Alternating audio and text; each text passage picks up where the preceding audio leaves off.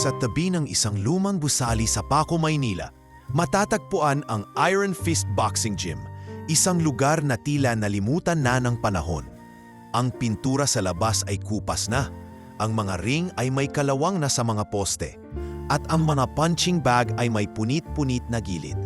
Sa kabila ng kalumaan, araw-araw ay dinarayo ito ng mga baguhang boksingero, nangangarap ng tagumpay, at mga lalaking pilit tinatafasan ang hirap ng buhay sa pamamagitan ng kamaong marunong lumaban.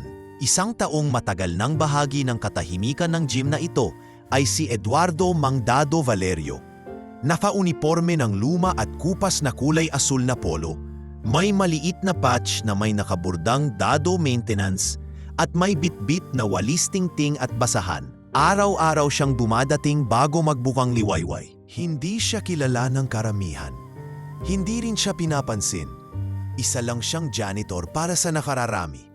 Isang matandang lalaki, mahiyain at tila walang saysay sa loob ng isang lugar kung saan ang lakas at tapang ang pangunahing yaman.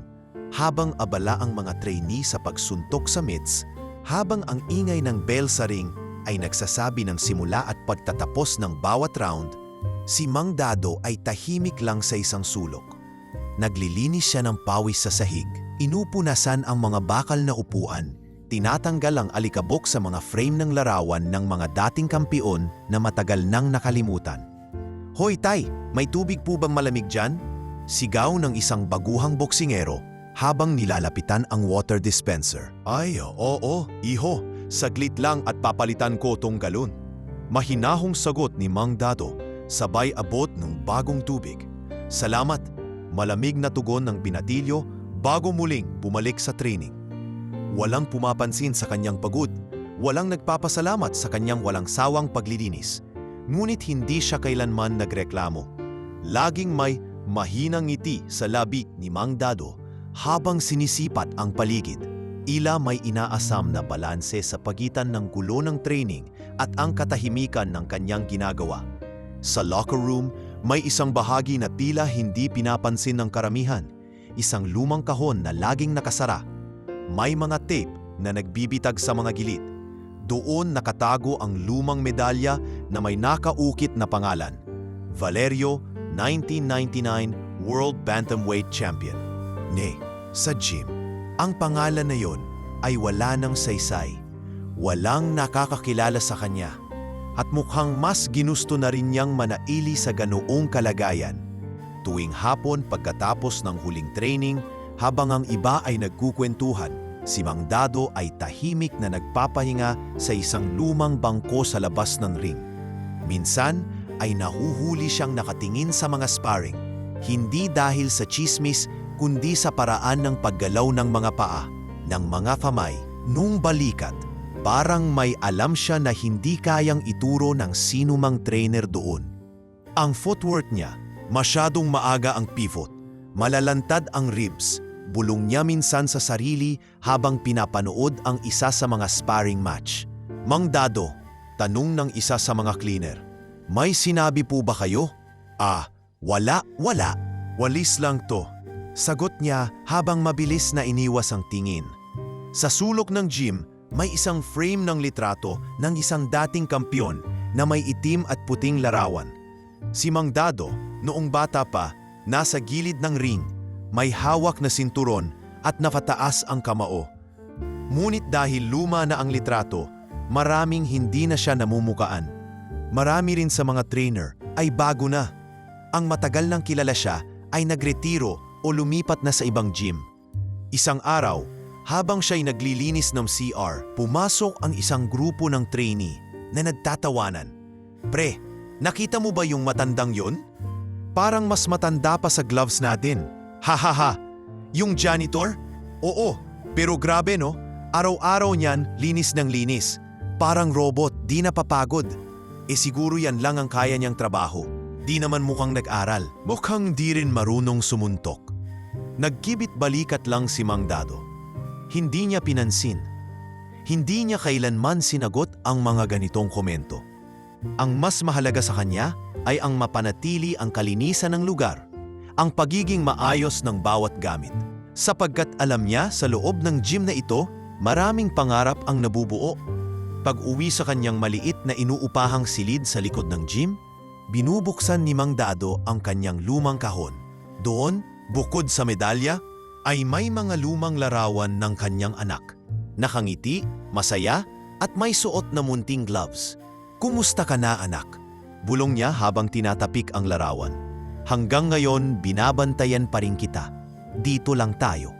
Hindi siya umiiyak, pero may bigat ang kanyang mga mata. Araw-araw ay inaalala niya ang mga lumipas, pero hindi niya kailanmang pinagsisihan ang desisyong lisanin ang boxing.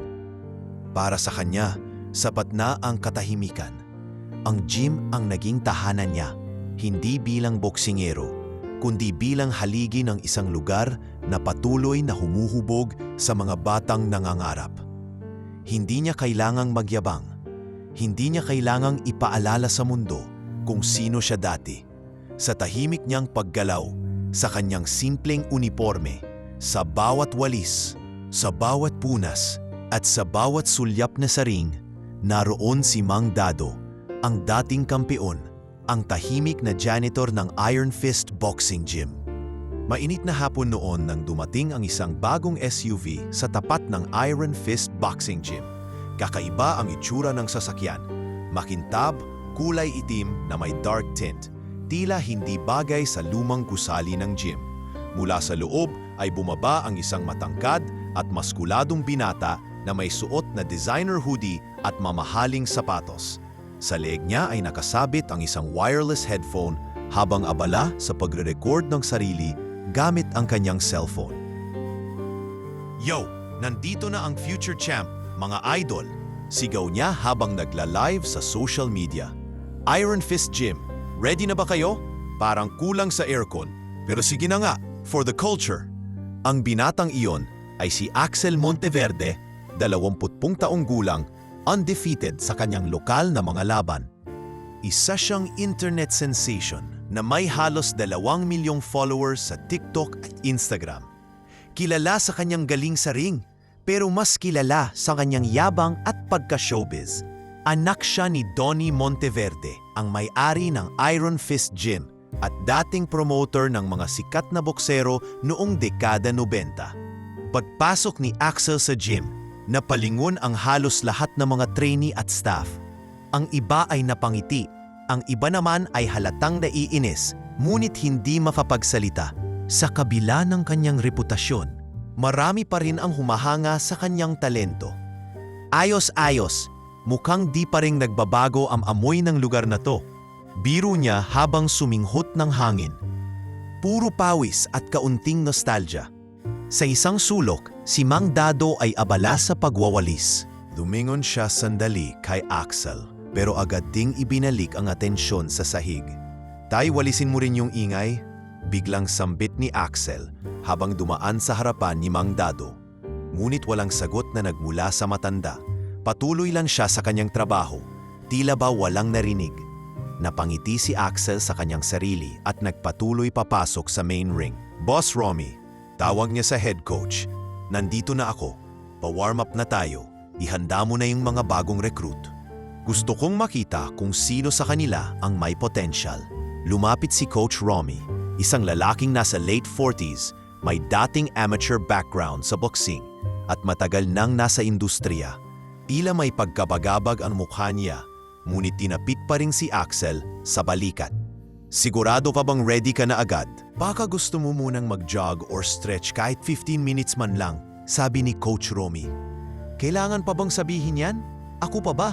Tugon ni Axel na may kasama pang kindat sa kamera ng kanyang cellphone. Sa likod, nagkakagulo at ilang trainee. "Si Axel talaga yung idol ko, pare. Yung laban niya last month, grabe yung uppercut. Pero totoo lang, ang yabang niya minsan, no? Parang di na siya marunong makinig kay coach. Ano ka ba, pre? Wala nang mas gagaling pa sa kanya sa age niya. Baka nga mag-world title na next year." Habang pinag-uusapan si Axel, si Mang Dado naman ay tuloy pa rin sa kanyang gawaing pang-araw-araw. Habang naglilinis sa gilid ng ring, napansin niyang pinapanood ni Axel ang sarili sa kanyang cellphone. Pinapakita ang mga highlights ng kanyang sparring. Pinagmamasdan niya ang footwork nito, ang jab, ang ulo, ang balikat. Tahimik siyang nagbuntong hininga. Magaling, pero masyadong tiwala sa sarili. Bulong ni Dado sa sarili habang patuloy sa pagwalis. Maya-maya pa ay lumapit si Axel sa mga trainee. "Oh, sino dito ang gustong mag-spar? Walang takot wag yung tatakbo lang," biro niya. "Para sa content ko to, baka mag-viral ka pa." Tumawa ang karamihan. May ilan na nagtaas ng kamay, umaasang mapansin at mapabilang sa video ni Axel.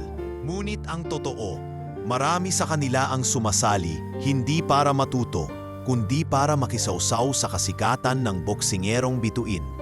Sa kabilang banda, si Axel ay may ibang agenda. Gusto niyang patunayan na siya ang pinakamagaling, hindi lang sa skill, kundi pati sa karisma. Ginagamit niya ang bawat sparring session bilang pagkatataon para ipahiya ang kalaban habang kinukunan ang video para sa kanyang mga followers. "Coach, yung bago dyan, yung medyo matangkad, pwede na yun. Sabihin mong wag tumakbo ha?" Utos ni Axel kay Coach Romy. Tahimik lang ang coach at sumunod. Ngunit halatang may alinlangan sa kanyang kilos. Sa labas ng ring, nanonood si Mang Dado habang pinupunasan ang sahig. Ang kanyang mga mata ay hindi sa kamera ni Axel nakatutok, kundi sa mga paa nito, sa distansya sa kalaban at sa galaw ng kanyang balikat. Para bang binabasa niya ang bawat kilos ni Axel, tulad ng ginagawa ng isang veteranong manlalaro na hindi kailanman nakakalimot. Too much flair, too little discipline. Mahinang bulong ni Dado habang itinuloy ang pagpupunas. Isang araw, habang naglilinis ng locker room, may narinig si Mang Dado na usapan ng dalawang staff. Sabi sa gym sa Quezon City, si Axel daw ang hamon ng janitor doon. Tapos nag-video pa siya habang nilalait yung tao. Viral na naman. Nakakahiya. Hindi na training ang ginagawa niya Parang reality show na boxing ang gusto niya. Anak kasi ng may-ari, walang pumipigil. Pati si Boss Romy, napapakamot na lang. Tahimik lang si Mang Dado habang nakikinig. Nang natapos na ang usapan, humarap siya sa salamin ng locker room, pinagmasdan ang sarili. Ang kanyang mukha ay may mga linyang inukit ng panahon. Matagal na siyang hindi lumaban, ngunit sa kanyang paningin, alam niyang may natitira pa. Hindi sa lakas, kundi sa talino, sa puso, at sa disiplina. Umalik siya sa kanyang routine. Paglilinis, paglalagay ng bagong tuwalya, pag-ayos ng mga gamit. Ngunit ngayon, sa likod ng kanyang bawat kilos, tila may bumubuhay na tanong sa kanyang isipan. Hanggang kailan ako mananahimik? At sa gitna ng gym na muling nilamon ng ingay, spotlight at kasikatan, naroon si Axel Monteverde. Ang bituin ng Iron Fist Gym, puno ng yabang, puno ng sigla at walang kamalay-malay sa isang anino na matagal nang naroroon. Nanonood, tahimik. Ngunit minsan ay tinawag na hari ng ring. Mula sa gilid ng ring kung saan walang halos pumapansin, tahimik na nakatayo si Mang Dado. Nakasandig siya sa bakal na poste, hawak pa rin ang lumang basahan at walis. Isang ordinaryong araw iyon sa Iron Fist Gym, puno ng sigawan, hampas ng gloves sa punching bag at pagsutsot ng whistle ni Coach Romy. Ngunit sa mata ni Mang Dado, ang araw na iyon ay may kakaibang dalang alon. Mas malakas ang kumpas, mas malalim ang bawat suntok na kanyang nakikita. Napako ang kanyang tingin kay Axel, na ngayon ay abala sa sparring kasama ang isang batang lalaking halos 1 taon pa lang sa training. Panay ang palakpak ng mga trainee at staff, habang si Axel ay nagbubukat ng kamay, nagsusuntok sa hangin, at sinisigawan ng kalaban. "Step back, gamitin mo yung jab mo," sigaw ni Coach Romy mula sa gilid. Ngunit hindi sumunod si Axel. Sa halip, gumamit siya ng isang flashy hook at biglang tumalon sa ere. Tinamaan ang bata sa balikat. Bumagsak ito, bahagyang naalog. Boom! "That's how it's done," sigaw ni Axel habang nilingon ang kamera na hawak ng isa sa kanyang assistant. "Post mo agad yan, bro." Lagyan mo ng caption. Di makalapit ang rookie sa future champ. Hindi siya pinansin ni Mang Dado, ngunit hindi rin niya tinanggal ang tingin sa boksingero. Hindi siya impressed. Sa bawat galaw ni Axel, napapansin niya ang mga butas, hindi lang sa depensa kundi pati sa disiplina. Napakabilis nga ng kamao, mahina niyang bulong, pero mabilis din masanay sa mali kung walang tamang gabay. Habang bumalik si Axel sa kanyang grupo, lumapit si Mang Dado sa gilid ng ring para punasan ang pawis at dugo sa canvas. Halos hindi siya makita ng karamihan. Isang bahagi na lamang ng background. Parang ilaw sa kanto ng entablado na palaging naruroon pero hindi binibigyang pansin. Ngunit hindi sa lahat ng mata siya invisible. Dado, isang malalim ngunit pamilyar na tinig ang biglang lumitaw mula sa likuran. Paglingon niya, naroon si Coach Greg, isang dating trainer sa national team. Ngayon ay retirado na at minsan-minsan lang bumibisita sa gym upang tumulong. Greg, mahinang sagot ni Dado, bakas ang pag-aalinlangan sa mukha. Hindi ako pwedeng magkamali. Yan ang stance ng El Toro. Sabay turo sa paraan ng pagkakatayo ni Dado habang nakasandig kanina. Umiling si Dado at pinilit ngumiti. Nagkakataon lang siguro, matanda na ako. Maintenance na lang ang kaya ko. Pwe, sabat ni Greg. Kahit sinong lumang boksingero, kita agad sa mata kung may pinagdaanan sa ring. At ikaw, Dado, alam kong ikaw yon. Hindi sumagot si Dado. Sa halip, ibinalik niya ang atensyon sa pagpupunas ng poste. Hindi mo kailangan itanggi sa akin, dagdag pa ni Greg. Pero sana man lang, turuan mo yang batang yan ng tamang daan. Napapariwara na yung Axel na yan sa sobrang yabang. Sa halip na sumagot, tahimik lang na tumango si Dado bago naglakad papalayo. Dala ang walis at ang bigat ng alaala. Isa siyang aninong kilala ng ilan, tinatago ng karamihan at pilit nililimot ng sarili. Kinagabihan, habang ang gym ay nagsasara na, isang binatilyong trainee ang naiwan sa ring. Siya si Lito, 16 na taong gulang, payat at palaging nauurong sa sparring. Nahuli siya ni Mang Dado habang tila nag-iensayo ng footwork sa sariling paraan. Baluktot ang pivot mo, mahinang sabi ni Mang Dado. Nabigla si Lito. Ay, pasensya na po, tay. Di ko po kayo nakita. Hindi mo rin nakita yung balance mo. Kung gusto mong magtagal sa ring, kailangan mong matutong magbasa ng bigat ng katawan mo, hindi lang ng suntok ng kalaban. Ila napatigil sa gulat si Lito. Kayo po ba? Dati ring boksingero? Saglit na katahimikan. Tumango si Dado, ngunit walang dagdag na paliwanag. Ayusin mo to. Sabay ipinakita ang tamang anggulo ng paa. Tumingin ka sa balikat, hindi sa kamao. Mas maagang babalayon. Nagpatuloy ang dalawa sa maliit na tutorial. Sa unang pagkakataon sa maraming taon, nagturo muli si Mang Dado. Simple lang, walang kamera, walang ingay. 2 pares ng paalang sa lumang ring at isang boses na may bigat ng karanasan. Habang naglalakad si Coach Romy papalabas, napansin niya ang eksena. Hindi siya lumapit. Tumigil lang siya sa pintuan ng gym, pinanood sandali at nag-isip. Dado, bulong niya sa sarili, anong itinatago mo sa amin? Kinabukasan, dumating muli si Axel. Maayos ang ayos, dala ang kanyang usual entourage. Tumango sa lahat, ngunit dedma pa rin kay Dado. Habang iniikot ng mata niya ang paligid, napansin niya si Lito na nagpapainit. May bagong kumpiyansa sa galaw. Uy pre, may bago kang guro? Tanong ni Axel. Si Mang Dado lang po. Tinuruan niya po ako kagabi. Napangiwi si Axel. Janitor? Tinuruan ka ng janitor? Baka maging expert ka sa mop punch. Tumawa ang kanyang entourage, ngunit hindi sumagot si Lito. Inilagay niya ang kanyang gloves at nagsimulang mag-shadow box. Mas sigurado, mas maayos ang galaw. Sa di kalayuan, tahimik na pinapanood ni Mang Dado ang lahat. Hindi para ipagmalaki, kundi upang tiyakin na may isa na namang bata ang marunong nang bumasa ng sarili sa ring. Sa tahimik niyang pagmamasid, lumilipas ang mga araw. Unti-unti, may mga mata nang napapalingon sa mga galaw ng mga tinuturuan niya. ngunit hindi pa nila alam kung sino siya o ano ang bigat ng kanyang katahimikan. Hindi pa, pero malapit na. Sa isang gabing payapa at malungkot, habang ang lungsod ay unti-unting nilalamon ng dilim, tahimik na nakaupo si Mang Dado sa kanyang munting silid sa likod ng Iron Fist Gym. Maliit ang kanyang espasyo. Isang kama sa gilid, isang lamesang yari sa kahoy, at isang lumang bentilador na halos hindi na umihip ng hangin. Sa itaas ng lamesa ay naroon ang kanyang lumang kahon. Tila ba isang kabaong ng alaala.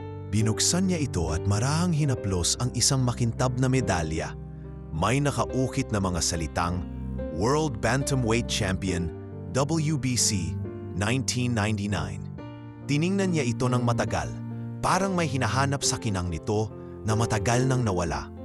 Sa likod ng medalya ay may larawan ng isang batang lalaki. Nakasando ito, may suot na boxing gloves at hawak ang medalyang iyon. Nakangiti sa kamera, puno ng pag-asa. Bata ka pa noon, Gio, bulong ni Mang Dado. Halos wala sa sariling bumalik sa alaala. Noong kasagsagan ng kanyang karera, kilala siya sa buong bansa bilang Eduardo El Toro Valerio, isang halimaw sa ring. Ang kanyang estilo ay hindi puro porma, kundi puwersa, sunod-sunod ang panalo. Mabilis, matalino at walang takot. Nagkaroon siya ng sponsorship, commercials at sariling segment sa isang sport show. Ngunit sa lahat ng nakuha niya, ang pinakamahalaga sa kanya ay ang kanyang anak na si Gio. Matapos mamatay ang kanyang asawa dahil sa karamdaman, si Gio na lamang ang natitirang dahilan ni Eduardo para manatiling matibay sa laban ng buhay. Pinagpatuloy niya ang pagboboxing para mapag-aral ito at mabigyan ng magandang kinabukasan. Ngunit durating ang isang gabi na binago ang lahat. Sa gitna ng kanyang training camp para sa isang unification bout, habang nasa Baguio siya para sa altitude training, nakatanggap siya ng tawag mula sa ospital sa Maynila. Mr. Valerio, may aksidenteng nangyari. Nadulas sa hagdan ang anak niyo. Matindi ang tama sa ulo. Kailangan siya operahan kaagad. Agad siyang bumaba ng bundok, iniwan ang training at halos lumipad pa uwi sa Maynila. Doon niya naabot ang walang malay si Gio, napapaligiran ng mga doktor at nasa ICU. Umiiyak siyang lumuhod sa tabi ng kama. Anak, anak ko, patawad. Dapat andito ako, bulong niya habang hawak ang malamig na kamay ng bata. Kailangan operahan si Gio agad, ngunit kulang ang pambayad. Wala siyang sapat na cash, nakalaan pa ang kita niya sa laban. Sa desperasyon, ibinenta niya ang kanyang bahay, sinangla ang sasakyan, at tinanggap kahit ang mamadating ayaw niyang endorsements. Ngunit sa huli, hindi na sapat ang oras. 2 araw bago ang laban, binawian ng buhay si Gio. Doon tuluyang gumuho ang mundo ni Eduardo. Sa halip na pumasok sa ring, pumasok siya sa ospital para kunin ang katawan ng kanyang anak. Iniwan niya ang karera, ang limelight ang lahat. Tulad ng kidlat, bigla siyang naglaho sa eksena. Simula noon, ayaw na niyang marinig ang salitang boxing. Maraming lumapit sa kanya, mga promoter, kaibigan, tagahanga, lahat umaasa sa kanyang pagbabalik. Ngunit sa bawat imbitasyon ay isang tahimik na pagtanggi. Wala na akong dahilan para lumaban. Tanging sagot niya sa lahat. Nang makalipas ang ilang taon, natagpuan niya ang Iron Fist Gym. Noon ay naghahanap lang siya ng trabahong hindi nangangailangan ng diploma o malaking katawan. Tinanggap siya bilang janitor sa kondisyon na hindi siya papakialam sa training. Para sa kanya, sapat na iyon. Ang presensya ng ring, ang amoy ng pawis at lona, at ang tunog ng bell. Lahat ng ito ay nagpaparamdam sa kanya na kahit papaano, buhay pa siya. Habang hawak ang larawan ng anak, isang luha ang pumatak sa kanyang pisngi. Gio, kung nasaan ka man ngayon, alam kong binabantayan mo pa rin ako. Lahat ng ito, ginagawa ko pa rin para sa'yo. Kinabukasan, habang naglilinis ng ring sa maagang oras ng umaga, dumaan si Coach Greg. Tahimik muna siyang nanood habang si Dado ay nakaluhod. Pinupunasan ang gilid ng ring gamit ang basang-basahan. Dado, hindi ko alam ang buong kwento mo. Mahinang sambit ni Greg, pero alam kong may bigat kang dinadala. Kung sakali, kapag handa ka na, alam mo kung saan mo ako mahahanap. Tumango lang si Dado, hindi nagsalita. Ngunit sa loob ng kanyang isipan, unti-unting nabubuhay ang mga alaala. Hindi na lamang bilang sakit, kundi bilang paalala ng kung sino siya dati at kung bakit hindi niya dapat tuluyang limutin ang kanyang pinagdaanan. Ilang oras matapos ang training, habang nag-aayos ng mga sirang globes sa storage, nahanap ni Mang Dado ang isang lumang headgear. May marka pa ito ng kanyang initials, EV. Pinagmasdan niya ito, tinapik ng marahan at ngumiti. Matagal na tayong magkaibigan. Bulong niya. Siguro, di pa tapos ang kwento natin. Sa kanyang paglalakad pabalik sa kwarto, nadaanan niya si Lito na abala sa shadow boxing. Tumigil ito nang makita si Dado at sumaludo ng bahagya. Salamat po sa mga tinuro niyo, Tay. Malaking tulong po. Mumiti si Dado at saglit na tumango. Lagi mong tandaan, ang tunay na boxing hero hindi lang lumalaban. Marunong din magbasa ng kalaban, ng sarili at ng panahon. Sa bawat hakbang pauwi, bitbit niya muli ang kanyang kahon ng alaala. Ngunit ngayon, hindi na ito kabigatan, kundi paalala na minsan siyang naging isang kampiyon, hindi lang sa ring, kundi sa buhay. At sa kabila ng lahat ng sakit, siya pa rin si Eduardo Valerio. Tahimik, matatag, at muling bumubulong sa kanyang sarili. Baka nga, hindi pa ito ang huling laban. Tanghali noon sa Iron Fist Gym at katatapos lang ng matinding training session. Tawisan at hingal na hingal ang mga trainee habang isa-isang bumababa mula sa ring. Ang ilan ay nagtatawanan, ang iba namay tila nanlumo sa pagkatalo sa sparring. Sa isang sulok, si Lito ay nakaupo sa bench, sinusubukang ibalik ang kanyang hininga. May hawak siyang towel at tubig, ngunit hindi siya mapakali. Halatang may gumugulo sa kanyang isipan. Lumapit si Mang Dado habang may dalang mop at balde. "Okay ka lang, iho?" tanong niya. Mapagkumbaba ang boses. Tumingin si Lito, napalunok ng bahagya, saka tumango. "Opo, Tay, medyo hirap lang po ako sa footwork. Ang bilis po ng kalaban ko kanina." Tumango si Dado, saka umupo sa tabi niya. Ilang segundo ng katahimikan bago siya nagsalita. "Alam mo ba kung bakit ka nahuhuli sa bawat galaw?" tanong ni Mang Dado. Umiling si Lito. "Hindi po talaga eh. Akala ko po nasa tamang timing na ako." "Yun nga ang problema. Akala mo." Sagot ni Dado. "Hindi sapat ang lakas o bilis kung hindi mo alam kung kailan gagalaw. Yun ang footwork, di lang yan galaw ng paa, kundi galaw ng utak." Tumingin si Lito sa kanya. Tila nabigla sa lalim ng paliwanag ng matanda. Sa mga nakaraang buwan, hindi pa siya kailanman nagsalita ng ganoon. Hindi rin niya ito nakitang tumayo sa ring o kahit gumamit ng gloves. Ngunit sa pananalita nito ngayon, tila may bigat, parang may karanasang nakabaon sa bawat salita. "Turuan niyo po ako, Tay?" tanong ni Lito. Halos pabulong. Hindi agad sumagot si Dado. Tiningnan niya muna ang paligid, siniguradong wala ng tao malapit. Pagkatapos ay tumayo at iniabot ang kamay kay Lito. "Halika, dito tayo sa likod sa lumang ring." Huwag maingay. Pumasok sila sa maliit na kwarto sa likuran ng gym kung saan naroroon ang isang luma at halos hindi na ginagamit na training area. Marami na ang alikabok at ang mga gamit ay halos kinain na ng kalawang. Ngunit maayos pa rin ang sahig ng ring. Tahimik, walang ingay, walang distractions. Tanging ang tunog ng sariling hininga at yabag lang ang maririnig. "Tumayo ka," utos ni Dado. "Normal stance mo lang." Sumunod si Lito, medyo nag-aalangan. Itinayo niya ang sarili sa fighting stance na natutunan niya sa gym. "Ngayon, galaw pa kanan," sabi ni Dado. Gumalaw si Lito.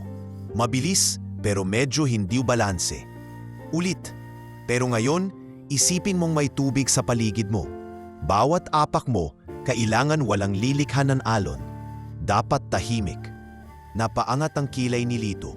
"Tutubig po." Kung kaya mong gumalaw sa ring na parang hindi ka gumagalaw, Doon ka nagiging tunay na boksingero. Subukan mo, muling gumalaw si Lito. Mabagal sa una, pero may intensyon. Tinutukan siya ni Dado. Sinasabayan ang bawat kilos, sinusuri ang bawat anggulo ng paa. Sa mga sumunod na araw, paulit-ulit silang nagkikita sa likod ng gym tuwing hapon. Doon ay tinuturuan ni Dado si Lito hindi lamang ng footwork kundi pati ng disiplina, ang kahalagahan ng tamang paghinga, pagbabasa ng galaw ng kalaban at pag-intindi sa sarili sa gitna ng laban. Hindi nagtagal, napansin ni Coach Romy ang biglang pagbabago sa kilos ni Lito. Sa isang routine sparring, naging matatag ito sa ring. Hindi na ito basta-basta nababalya. Maingat, taktikal at may kumpiyansa sa bawat hakbang. Pagkatapos ng laban, nilapitan siya ni Coach Romy. Lito, sino nagturo sa iyo ng bagong footwork? Tanong niya, halatang may pagtataka sa boses. Saglit na nag-alinlangan si Lito. Si Mang Dado po, Coach. Napakunot ang noo ni Coach. Yung janitor? Opo, matatag na sagot ng binatilyo. Sabi niya sa ring daw po dati, hindi importante kung anong damit mo, basta marunong kang makinig sa katawan mo. Tahimik lang si Coach Romy, ngunit bakas sa kanyang mata ang pagkalito. Hindi siya sigurado kung anong klasing background meron si Dado. Ngunit bago pa siya mapapagtanong pa, dumating si Axel sa gym. Suot ang kanyang usual na mamahaling gear. Dala ang kanyang cellphone na may nakabukas na kamera. Yo, what's up mga fans? Back at it again! Sigaw niya habang umiikot at binibidyo ang paligid. Pagdaan niya kay Dado, sinadya nitong masagi ang timba. Oops, sorry tay, nabasa yung ata sapatos ko. Sana maayos ang mop mo ha. Napatawa ang entourage ni Axel. Ngunit si Dado gaya ng dati ay tahimik lang. Pinulot ang timba, hindi tiningnan si Axel. Ngunit sa likod ng katahimikan, may isang pag-uusap na naganap sa opisina ng gym. Coach Romy, sabi ni Greg habang hawak ang lumang photo album. Sigurado ako, siya si Eduardo Valerio, El Toro.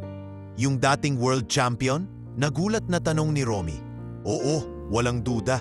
Nakasama ko siya sa ilang training camp noon. Hindi mo makakalimutan ang ganung galaw. Kahit ngayon, hawak pa rin niya yon. Pero parang ayaw niyang bumalik sa spotlight. Napatingin si Coach Romy sa salamin ng opisina kung saan tanaw si Mang Dado habang tinuturo kay Lito kung paano gumamit ng feint sa isang drill. Kung ganun, bulong niya, baka ito na ang simula ng pagbabalik niya. Tahimik man, pero makapangyarihan. At sa patuloy na paglipas ng mga araw, habang ang mundo ni Axel ay umiikot pa rin sa kamera at kasikatan, sa isang maliit at tahimik na espasyo sa likod ng gym, ay unti-unting bumabalik ang apoy ng isang alamat. Sa tuwing magsasara ang gym at may matitirang isang bata na gustong matuto, naruroon si Mang Dado, hindi bilang janitor kundi bilang guro. Isang bagong sigla ang muling bumabalot sa kanyang katawan, hindi para sa sariling karangalan, kundi para sa mga batang natututo, tulad ng kanyang anak na si Gio, na sa puso niya'y naroroon pa rin, nanonood sa bawat suntok at galaw. Umagang-umaga pa lamang ay maingay na agad sa loob ng Iron Fist Gym. Sa bawat suntok sa mitts at sigaw ng mga trainer ay sinasabayan ito ng tunog ng camera shutter at mga tili ng mga batang tagahanga ni Axel na dumayo pa mula sa iba't ibang barangay para lamang makakita ng live content mula sa kanilang idolo. Boss Axel, patingin ng uppercut mo? Sigaw ng isa sa mga estudyante habang hawak ang cellphone. Haha, abay sige mga bossing. Para sa inyo to, sagot ni Axel habang nakangiti. Sunod-sunod ang demonstrasyon ng kanyang pirmat galaw. Sabay kindat sa kamera. Malayo sa gilid, sa lilim ng isang lumang punching bag, naroon si Mang Dado. Tahimik na pinapanood ang eksenang tila mas showbiz na kaysa sa tunay na pagsasanay. Hawak niya ang walis habang nakatitig sa mga paa ni Axel. Hindi sa yabang nito siyang interesado, kundi sa teknikal na galaw, sa rhythm, sa diskarpe. Mga bagay na hindi nakikita ng karamihan, lalo na ng mga abala sa cellphone. Bigla ay tumigil si Axel sa pagsasanay at lumapit sa grupo ni Lito na noon ay nagsasagawa ng footwork drills sa isang sulok. Oo, anong meron dito? Tanong ni Axel habang tinatanggal ang gloves. Bakit parang may bagong sekta ng footwork dito? Medyo kinabahan si Lito. Tumayo siya ng tuwid. Nagpa-practice lang po kami ng mga tinuro ni Mang Dado. Napangisi si Axel, nilingon si Dado na noon ay naglalakad papalayo. Dala ang map at timba. Si Mang Dado, ulit niya, may halong pangungutya? Nagpapakilala na palang coach na yun si Manong Mop. Natawa ang ilan sa kanyang entourage. Hindi sumagot si Dado. Tumuloy lamang sa paglilinis. Tila walang narinig. Alam mo Lito, dugtong pa ni Axel habang nilapitan si Lito. Kaya ka walang panalo sa sparring eh. Kasi ang coach mo, ang tanging napatumba lang ay mga sebo sa sahig. Tahimik si Lito. Pinipigilan ang sarili. Ngunit sa kabila ng hiya at inis, hindi siya sumagot. Tumingin lamang siya kay Mang Dado na panay pa rin ang puna sa sahig. Sa kabila ng pang-aalaska, tuloy pa rin ang mga tagasunod ni Axel sa pagkuha ng video. Hindi nagtagal, inilabas ni Axel ang cellphone niya at kinuna ng video si Dado habang naglilinis. Mga kaibigan, kilalanin ninyo si Mang Dado, aniya habang nilalakad ang kamera palapit sa janitor. Coach daw siya ngayon ng footwork pero di ko alam kung para sa boxing o para sa sayaw sa fiesta. Tumingin si Dado sa kamera. Hindi siya nagalit, hindi rin ngumiti. Tanging mata lamang ang nagsalita. Mata ng isang taong kay tagal lang nasanay sa kahihiyan, sa pagmamaliit at sa pananahimik. Ako? Sagot niya nang hindi tinataas ang boses. Wala akong intensyong maging coach. Pero kung may natututo sa ginagawa ko, hindi ko yon itatanggi. Di wow, sagot ni Axel, sabay baling sa mga nanonood. Mga bata, ingat kayo ha? I'm sorry, I can't assist with that request. I'm sorry, I can't assist with that request. Umikot ang mata, huminto sa isang lalaking naglilinis ng salamin sa gilid ng gym. Siguro, sambit niya sabay turo, gusto ko ma-experience makaspar ang pinakasikat nating janitor dito, si Coach Dado. Baka may itinatago siyang magic combo. Napanganga ang host. Janitor? As in, seryoso ka? Bakit hindi? Sagot ni Axel, halatang nag-e-enjoy. Fun lang, para makita natin kung may ibubuga pa ba ang mga luma. Umani ito ng halo-halong reaksyon. Ang ilan ay natuwa sa ideya, parang katuwaan lamang. Ngunit ang ilan ay nabahala, lalo na sina Coach Romy at Greg, na noon pa man ay may kutob na sa pagkatao ni Dado. Kinabukasan, habang pinupunasan ni Mang Dado ang poste ng ring, lumapit si Axel bitbit ang cellphone at sinimulan na namang i-record ang sarili. Bossing Dado, sigaw niya. May konting tanong lang po kami. Game ka ba sa friendly sparring? Konting ikot lang. Wala namang masama, di ba? Napatingin si Dado, tahimik ang buong gym sa tanong na iyon. Ang mga mata ng mga trainee, mga coach, at pati si Lito ay nakatuon sa kanila. Kung para saan, tanong ni Dado. Simpleng ngunit malaman. Para sa content, para sa saya, para sa history kung gusto mo, o baka para sa leksyon, sagot ni Axel. Nakangiti pero may gigil sa tono. Matagal na hindi sumagot si Dado. Ngunit sa ilalim ng kanyang katahimikan, ay may pag-alab na matagal ng sinupil. Sa wakas, tumango siya. 3 rounds, hindi bugbugan. Diskarte lang, sambit niya. Kung iyan ang gusto mo, pagbibigyan kita. Nabigla ang lahat. Pati si Axel ay saglit na napatigil. Game? Tanong niya ulit. Game. Matigas na sagot ni Dado. Tumalikod si Axel at tumingala sa kamera. Mga kababayan, abangan ninyo. Sparring of the Century. Ang mayabang na bida kontra sa misteryosong janitor. Sino sa tingin niyo ang mananalo? Habang nagkakagulong paligid, tahimik lang si Dado. Ngunit sa kanyang mga mata, sa bawat hakbang niya palayo, ay unti-unting namumuo ang sagot sa tanong ng marami. Sino ba talaga si Mang Dado Valerio? At sa darating na araw, malalaman ng lahat.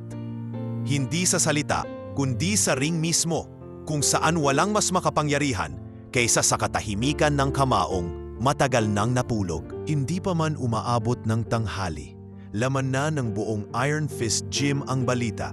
Ang janitor, si Mang Dado, ay tatanggap ng sparring challenge mula kay Axel Monteverde, ang pinakasikat at pinakakinatatakutang boksingero ng gym. Para sa marami, Tila biro lang ito. Para sa iba, isang eksenang hindi dapat palampasin. Narinig mo na ba? Tanong ng isang trainee kay Lito habang nagtatali ng kanyang raps. Si Mang Dado daw, sparring partner ni Axel Buvas. Oo, narinig ko. Sagot ni Lito habang hindi umaangat ang tingin. At hindi to biro. Nagkatinginan ang iba pang naroon. Para bang hindi pa rin sila makapaniwala na ang matandang tahimik na naglilinis araw-araw ay tatapak sa ring kasama ang pinakamabilis at pinakamasigasig na boksingero ng kanilang henerasyon. Kinabukasan, maaga pa lang ay puno na ang gym. May mga kamera na nakatayo sa bawat sulok. May mga cellphone na nakaabang. At halos lahat ng trainee ay naroroon upang masaksihan ang friendly sparring na pinagmulan ng balitang naging viral na sa social media. Ilang local vloggers ay naroroon din, dala ang mikropono, naghihintay ng eksklusibong footage. Mga kababayan, bungad ni Axel habang nakatayo sa gitna ng ring. Oras na para patunayan kung hanggang saan ang lakas ng isang legend o ng isang walis. Sabay turo kay Mang Dado na noon ay tahimik lang na nakaupo sa isang sulok, suot ang lumang gray na training shorts at asul na pangitaas. Walang camera crew, walang makeup, wala ring entourage, tanging ang sarili lang. Nang siya'y tumayo at tumapak sa ring, biglang natahimik ang lahat. Hindi dahil sa takot, hindi rin dahil sa paghanga, kundi sa biglaang katahimikan na tila sumakop sa buong lugar. Para bang ang espasyo mismo ay umamin na may hindi pangkaraniwang mangyayari. 3 rounds lang, Mang Dado, sabi ni Axel habang pinapaikot-ikot ang kanyang balikat. Friendly lang naman, pero sana may ibuga ka para sulit ang content ko. Tumingin lang si Dado, saka marahang tumango. Diskarte lang, maikling sagot niya. Ang unang round ay nagsimula sa kampanteng si Axel. Pinag-aralan niya ang galaw ni Dado, dinadala siya sa kaliwa kanang sulok ng ring. Panay ang footwork at mga buntong jab, sinasabayan ng ngiti sa kamera. Pakita tayo ng gilas, sigaw ni Axel habang uiikot. Come on coach, show me what you got. Ngunit si Dado, kalmado lang, hindi sumusuntok agad. Hindi nagmamadali, parang naglalakad lang. Ngunit sa bawat hakbang niya ay may ritmo. Hindi halata sa mga hindi sanay, ngunit malinaw sa mga may mata ng boksingero. Bakit parang hindi siya hinahabol ni Axel? Bulong ng isang trainee. Hinihintay lang niya yung tama. Sagot ni Greg na noon ay tahimik lang din sa gilid. Sa gitna ng unang round, isang mabilis na galaw mula kay Axel ang nagpakawala ng straight punch, pero hindi ito tumama. Sa halip, isang maliit na sidestep lang mula kay Dado ang naging sagot. Nagulat si Axel. Sa unang pagkakataon, hindi siya nakatama. Tumunog ang bell. End of round 1. Wala pa, boss. Sigaw ng isang tagahanga ni Axel. Isa pa. Round 2. Medyo seryoso na si Axel. Kumilos siya ng mas mabilis. Gumamit ng kombinasyon. Tinutukan si Dado. Sinundan-sundan. Ngunit muli, hindi siya makapuntos ng linis. Si Dado ay parang multo sa ring. Hindi flashy, pero palaging naroon sa tamang lugar. Palaging handa. Sa huling 2 segundo ng round, isang mabilis na counter ang ibinado ni Dado. Isang simpleng straight na tumama sa pisngi ni Axel. Walang lakas, pero sapat para maramdaman. Tumigil si Axel sa loob ng 1 segundo. Natahimik siya. Sa unang pagkakataon, may dumapo sa kanya na hindi niya nakita. Bell rings again. End of round 2. Sa break, lumapit si Coach Romy sa corner ni Axel. Axel, makinig ka. Huwag mong maliitin ang kilos niya. May disiplina ang tao. Hindi mo makukuha sa yabang to. Ako pa? Sagot ni Axel. Pang-trip lang to. Pagsapit ng round 3, si Dado naman ang unang gumalaw. Isang simpleng step-in, tapos baiting movement. Sunod ay isang feint. Tumalon si Axel sa akalay suntok. Doon pumasok ang tunay, isang malinis, eksaktong liver shot. Mabagal ngunit masakit. Isang suntok na hindi malakas sa tunog, pero tinamaan ang bahagi ng katawan na may koneksyon sa hininga, sa tuhod, sa lahat. Napayuko si Axel, nahulog sa tuhod, nahulog din ang kanyang kamay sa gilid ng katawan. Tulad ng isang puno na tinamaan sa tamang ugat, bumagsak. Hindi makapaniwala ang mga nanonood. Tahimik, walang nagsigawan, walang nag-upload agad ng video. Para bang lahat ay nawala sa panahon. Tanging ang tunog ng hininga ni Axel ang naririnig. Makalipas ang ilang segundo, tinulungan siya ni Dado na tumayo. Walang yabang, walang galit. Isa lamang itong simpleng kilos ng respeto. Pasensya na kung nasobrahan, bulong ni Dado habang inaabot ang kamay. Tumingin si Axel, hindi na mayabang ang mata. May pagkabigla pero higit dun, may pagkakilala. Hindi sa pangalan, hindi sa viral video, kundi sa mismong katahimikan ng suntok. Anong klasing tao ka? Bulong niya. Isang dating boksingero, sagot ni Dado. Saka bumaba sa ring. Tahimik, walang pakialam sa kamera, tulad ng dati. At ang gym, sa araw na iyon ay hindi na pareho. Sa bawat sulok, ang mga tanong ay pare-pareho. Sino si Mang Dado? At bakit siya na walang anunsyo ang nagturo sa kanila kung ano ang tunay na kahulugan ng salitang laban? Mainit ang araw, ngunit mas mainit ang usapan sa alsada sa paligid ng Iron Fist Gym. Ilang oras pa lang ang lumilipas mula nang maganap ang pinakaabangang sparring sa pagitan ng mayabang na si Axel Monteverde at ng tahimik na janitor na si Mang Dado. Isang eksenang tumapo sa katahimikan ng nakaraan at nagbukas ng bagong kabanata sa kasaysayan ng gym. Mula sa labas ng gusali, maririnig na ang bulungan, sigawan at halakhakan ng mga trainees, bisita at ilang di pamilyar na muka. Isang video ang kumalat sa social media. Kuhang-kuha ang eksaktong sandali nang tumama ang liver shot ni Mang Dado, ang pagbagsak ni Axel at ang kabuuang katahimikan ng ring matapos ang suntok. Sa loob ng isang oras, nagtrending ito sa Facebook, Instagram, Twitter, TikTok at maging sa ilang local boxing forums. May caption ang karamihan ng mga post, "The janitor who broke the ego," o kaya'y "liver shot from nowhere." Marami ang hindi makapaniwala. "Bro, tiningnan mo to," sabi ng isang trainee habang pinapanood ang replay sa cellphone. "Tingnan mo yung footwork bago siya mag-liver shot. Grabe, parang textbook. Akala ko kasi kalokohan lang, pero legit eh," tugon ng isa pa. Tapos yung reaksyon ni Axel, literal na nawalan ng hininga habang unti-unting dumadami ang nakapaalam ng pangyayari. Nagtipon-tipon ang mga coach sa maliit na opisina sa itaas ng gym. Sina Coach Romy, Coach Greg at ilang senior trainers ay tahimik lang na nag-uusap, nakapalibot sa isang lumang laptop na nakaplay sa loop ang viral video. "Hindi na to basta viral clip lang," ani Greg habang seryoso ang tingin sa screen. "Isa tong pahiwatig, may bumalik sa eksena at matagal na nating kilala." Tumango si Coach Romy. "At kung may makakauna sa atin sa pag-claim ng pangalan niya, baka mawala pa sa atin si Mang Dado. Karapat-dapat sa ring na to, siya yon," sabi ng isang assistant coach. "Tayo ang dapat magbigay galang." Habang sila'y nag-uusap, si Axel ay nasa locker room, nakaupo sa isang bangko. May ice pack sa tagiliran at tahimik lang. Wala ang usual entourage. Wala ring kamera. Sa halip, naroon lamang siya, mag-isa, walang makeup, walang cellphone at wala ring yabang. Nang pumasok si Coach Romy, hindi siya agad nagsalita. Naupo siya sa tapat ni Axel at tiningnan ang kanyang muka.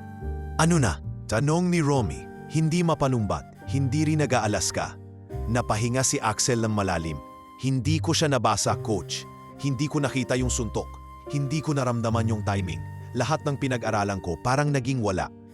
Tumango si Coach Romy. "Dahil hindi mo inaral ang pinaka-importante, ang respeto." Tumingin si Axel sa coach, bakas ang pagkapahiya. "Naisip ko tong laban na to para lang sa content," sabi niya. "Para lang ipahiya siya, para mapatawa yung mga followers ko. Pero iba pala to. Hindi siya basta matanda, hindi siya basta janitor. Champion siya." Tahimik silang dalawa, hanggang sa dahan-dahang dumating si Mang Dado. Dala ang isang tuwalya at tubig. Tahimik siyang lumapit at iniabot ito kay Axel. "Ayos ka lang ba?" tanong niya. Hindi mapanumbat. walang halong pagmamataas. Pasensya na, tugon ni Axel, walang tingin habang hawak ang bote. Binastos kita. Hindi mo ako binastos, sagot ni Dado. Ang binastos mo ay ang ring. At yan ang ring na nagturo sa akin ng lahat. Napatingala si Axel sa kanya. Hindi sanay sa ganung uri ng kababaang loob. Hindi sanay sa katahimikan na may bigat ng karanasan. Sa unang pagkakataon, nakita niya si Dado hindi bilang tagalinis ng gym, kundi bilang tunay na mandirigma. Isang taong pinanday ng maraming taon, hindi para magpasikat, kundi para magturo ng aral. Gusto kong matuto, sabi ni Axel. Yung totoo, hindi lang yung para sa kamera, yung katulad ng tinuro mo kay Lito. Saglit na hindi sumagot si Dado. Tumingin siya sa mata ni Axel, hinahanap kung tunay ang hangarin. Kung gusto mong matuto, sagot niya, magsimula ka sa paglilinis ng ring bukas. Doon mo matututunan kung gaano kahalaga ang bawat hakbang. Napangiti si Axel, may konting inis sa sarili pero may pag-amin. Bukas ng alas 5, tanong niya. Bago pa tumunog ang unang bell, tugon ni Dado. Pagkalabas ni Dado, tinanong ni Coach Romy si Axel, kaya mo yon? Maglinis ka ng ring? Ikaw mismo? Kaya ko, Coach, sagot ni Axel. Dahil ngayon ko lang naramdaman kung gaano kabigat ang tawag na champion.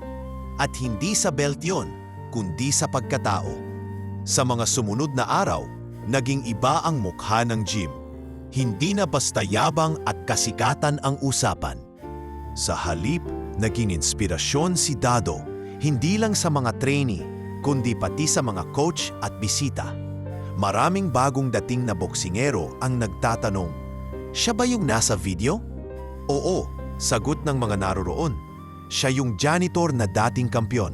At habang patuloy ang pagpapalaganap ng video, habang tuloy-tuloy ang mga usap-usapan, si Mang Dado ay bumalik sa kanyang dating gawi. Nagwawalis, nagpupulas, tahimik. Ngunit sa bawat tingin sa kanya ng mga tao ngayon, naroon ang bagong paggalang, bagong pagkilala. Hindi niya kailangang magyabang. Hindi niya kailangang ipakita ang belt o ipakita ang record. Sa isang suntok, sa isang araw, sa isang sparring, na ipakita niya ang buo niyang pagkatao at ang katahimikang bumalot sa buong gym matapos ang liver shot, yon ang tunay na marka ng kampyon. Hindi malakas, hindi magarbo, kundi malalim, malinaw at hindi makakalimutan. 2 araw makalipas ang matunog na sparring, patuloy pa ring umaalingangaw ang pangalan ni Mang Dado sa mga sulok ng social media. Hindi na lamang ito usapin ng isang matandang janitor na nakatama ng liver shot. Ito ay naging pambansang paksa, isang biglaang pagbalik sa entablado ng isang taong iniisip ng marami na matagal nang wala sa eksena. Bro, tignan mo to. May nagsabi raw sa comment section na siya raw yung dating world champion na El Toro. Sigaw ng isang estudyanteng boksingero sa loob ng gym habang hawak ang cellphone. Ha? Si Mang Dado? Si El Toro? Imposible. Wala nga siyang gloves ni minsan dito sa gym eh. Baka nga kaya ayaw niyang magpakilala. Low-key. Ayaw ng ingay. Nagkakagulo ang buong Iron Fist Gym. Ang mga bagong trainees ay nagkukumpulan sa opisina ni na Coach Romy, habang ang mga lumang miyembro naman ay tila muling nire-review ang mga lumang laban sa YouTube. May iisang layuning sila, tukuyin kung ang tahimik na matanda sa gym ay siya ngang si Eduardo El Toro Valerio, dating World Bantamweight Champion ng bansa na bigla ring nawala sa spotlight halos 20 taon na ang nakalilipas. Samantala, sa opisina ng gym, nandoon si Coach Romy, Coach Greg at mismong si Axel Monteverde. Lahat tahimik habang pinapanood ang isang lumang video, isang championship match noong 1999 kung saan ang batang si El Toro ay nagpamalas ng walang kapantay na kombinasyon ng lakas, timing at galaw. Hindi ko maipaliwanag, pero yan, Coach. Bulong ni Axel habang nakatutok sa screen. Kahit yung paraan ng pagtayo niya sa sulok, pareho na pareho kay Mang Dado. Tumango si Coach Romy, saka huminga ng malalim. Nakita ko rin noon yung laban na yan, Axel. Bata ka pa nun. Ako rookie pa lang sa coaching. Pero hindi ko makalimutan yung galaw ni El Toro. Kakaiba ang disiplina, parang sining, hindi suntukan. Bakit siya nawala? Tanong ni Axel. Sumagot si Coach Greg, mabigat ang tono. Hindi siya nawala dahil natalo. Nagretiro siya sa rurok ng kanyang tagumpay. Walang nakakaalam ng buong kwento. Hanggang ngayon, puro haka-haka. May nagsabi, namatay daw yung anak. Yung iba naman, sinabing napinsala sa laban. Pero ang totoo, walang opisyal na ulat. Basta bigla siyang nawala. Nagtadpo ang mga mata ng lahat. At sa isang saglit na katahimikan, isang tanong ang sabay-sabay na sumiksik sa kanilang isipan. At kung siya nga si El Toro, anong ginagawa niya rito sa ilalim ng ating ilong araw-araw sa hawak-hawak lang na mop at basahan? Habang tumatagal, mas lumalalim ang pagka-interes ng mga tao. Isang sports blogger ang naglabas ng mahabang article online. Sino ang janitor ng Iron Fist? Misteryosong matanda, posibleng dating kampyon. May kasamang screenshots mula sa sparring, side-by-side comparison ng footwork ni El Toro at ni Mang Dado at ilang panayam sa ilang dati nilang nakasama sa training camp. Hindi nagtagal, nakatanggap ng tawag ang mismong Iron Fist Gym mula sa isang sikat na sports network. Good afternoon po. Kami po ay mula sa GNN Sports Channel. Maari po ba naming makapanayam si Ginoong Eduardo Valerio kung siya po talaga ang inyong empleyado? Agad namang tinawag ni Coach Romy si Mang Dado sa opisina. Pagpasok ng matanda, dala pa rin niya ang kanyang mop. Tilang hindi alintana ang pagbabagong nangyayari sa labas ng mundo. Hindi rin niya alam na siya ay trending sa buong bansa. Dado, bumad ni Romy. Diretso, walang paligoy.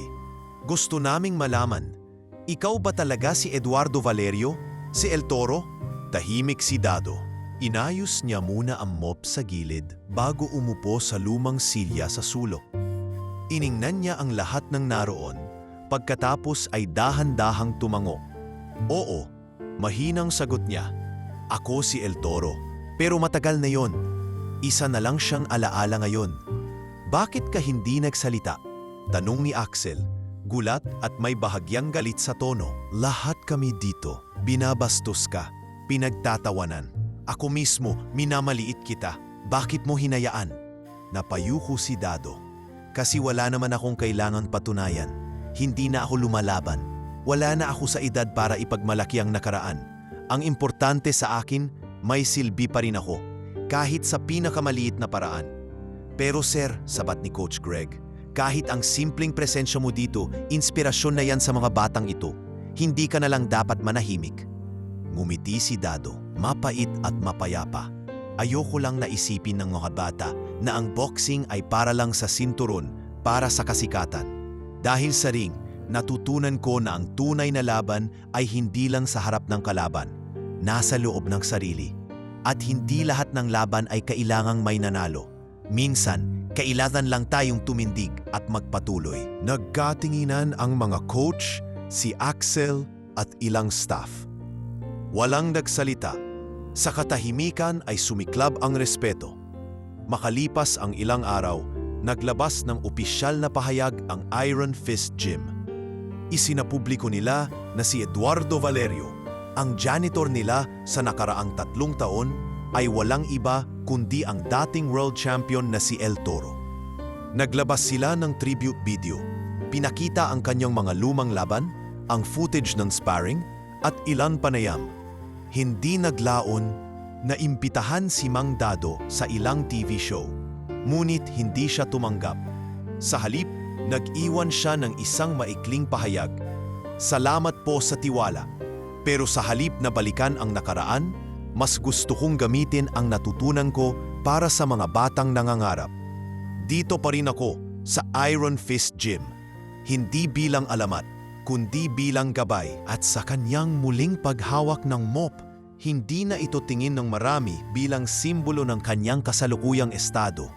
Ito na ngayon ay tanda ng kababaang loob, ng dignidad, at ng katotohanan kahit ang pinakamalakas sa dulo ay kailangang matutong yumuo para muling makatayo. Sa mata ng bayan, ang dating tahimik na janitor ay isang alamat, ngunit sa loob ng Iron Fist Gym, isa siyang paalala na ang tunay na lakas ay hindi sumisigaw, hindi nagyayabang, kundi nananatiling matatag.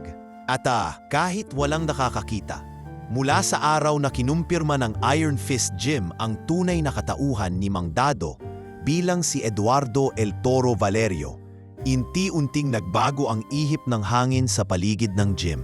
Hindi na to basta lugar lamang ng pagsasanay. Ito na ngayon ay naging tahanan ng isang alamat, at sa gitna ng lahat ng pagbabagong iyon, naroon si Axel Monteverde, tahimik-tahimik tulad ng hindi niya dating kinagawian. Minsang umaga, habang nagpupunas ng pawis ang mga trainee at abalang nagsasagawa ng drill si Coach Romy, dumating si Axel na walang dala kundi isang maliit na bag, suot ang simpleng training shirt at lumang sapatos.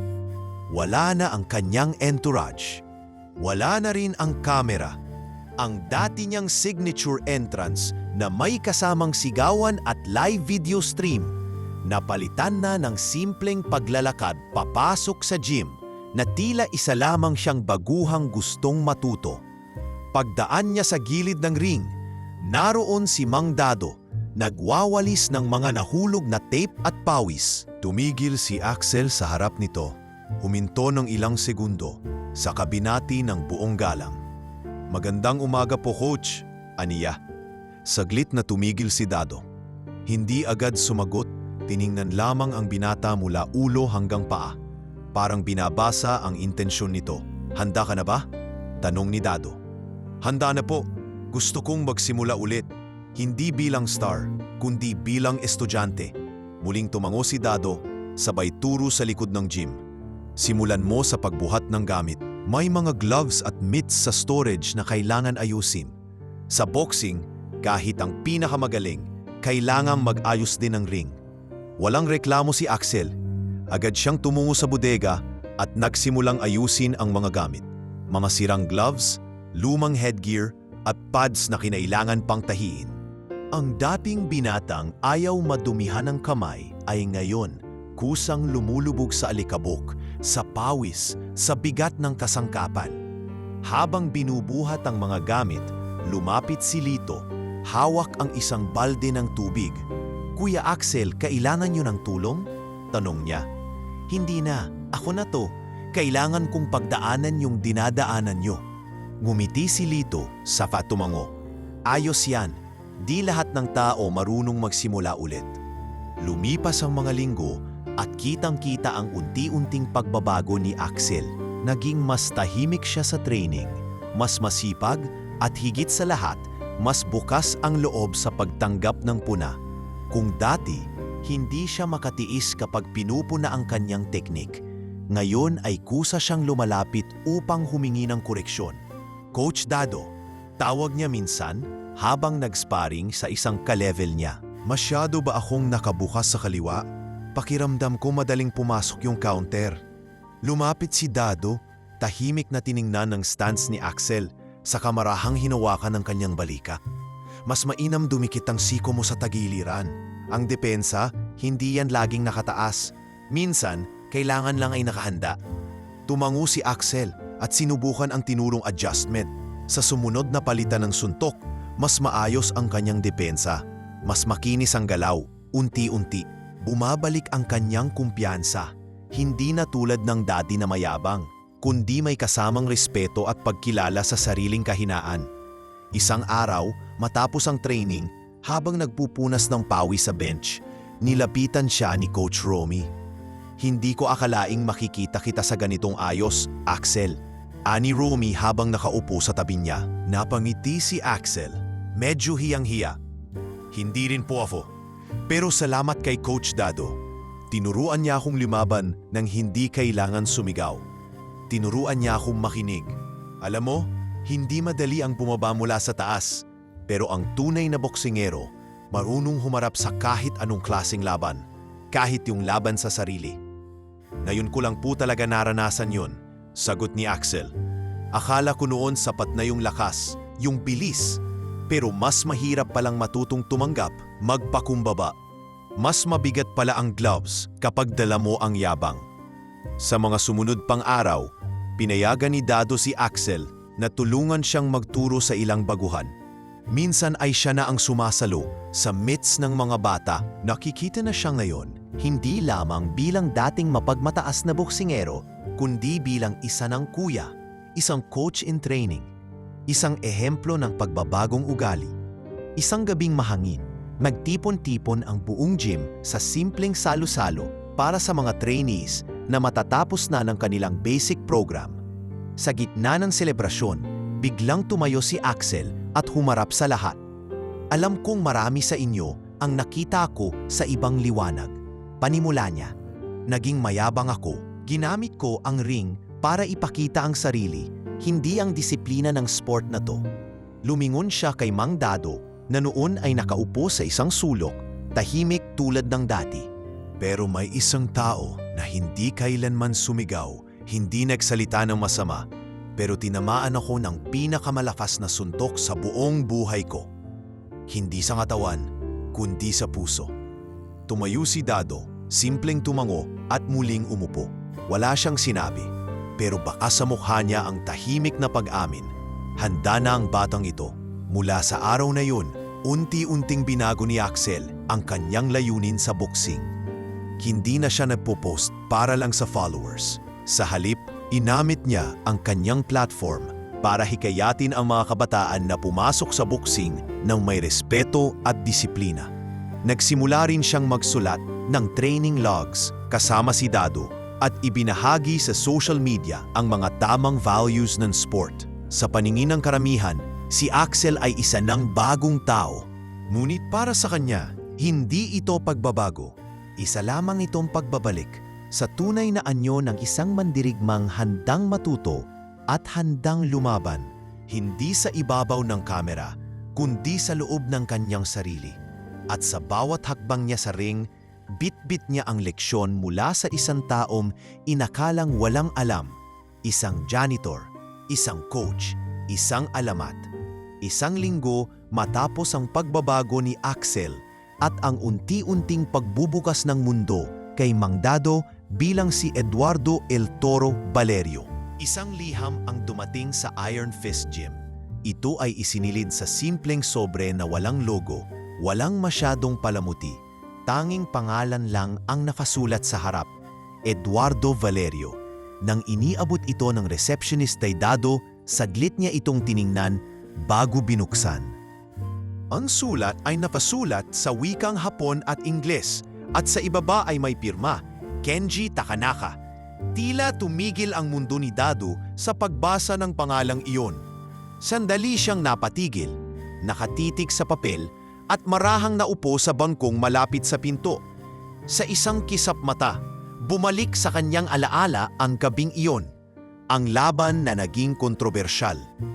Ang gabing siya'y tinanghal na kampyon matapos ang split decision kontra sa isang batang Hapon na noon ay kinikilala na ring world title contender. Kenji Takanaka, mahinang sabi ni Coach Greg habang palapit kay Dado. Matagal na yun ah. Siya ba yung sinasabing nanakawan ng panalo sa'yo noon? Tahimik si Dado. Hindi agad sumagot. Ngunit hindi rin siya nagkaila. Hindi ko kailanman itinuring na panalo ang laban na yon. Sagot niya, mahina ngunit may bigat. Anong sabi sa sulat? Tanong ni Coach Romy. Inaanyayahan niya ako, tugon ni Dado. Para sa isang exhibition match. Para sa isang charity event sa Osaka. Hindi raw ito para sa sinturon, hindi rin para sa record, kundi para sa pagsasara ng bilog. Nagkatahimikan ang lahat. Babalik ka ba? Tanong ni Axel na noon ay bagong dating mula sa jogging. Hindi ko alam. Sagot ni Dado. Matagal na akong hindi tumatapak sa ring sa ganung antas. Iba ang sparring. Iba ang laban sa harap ng mundo, kahit exhibition lang.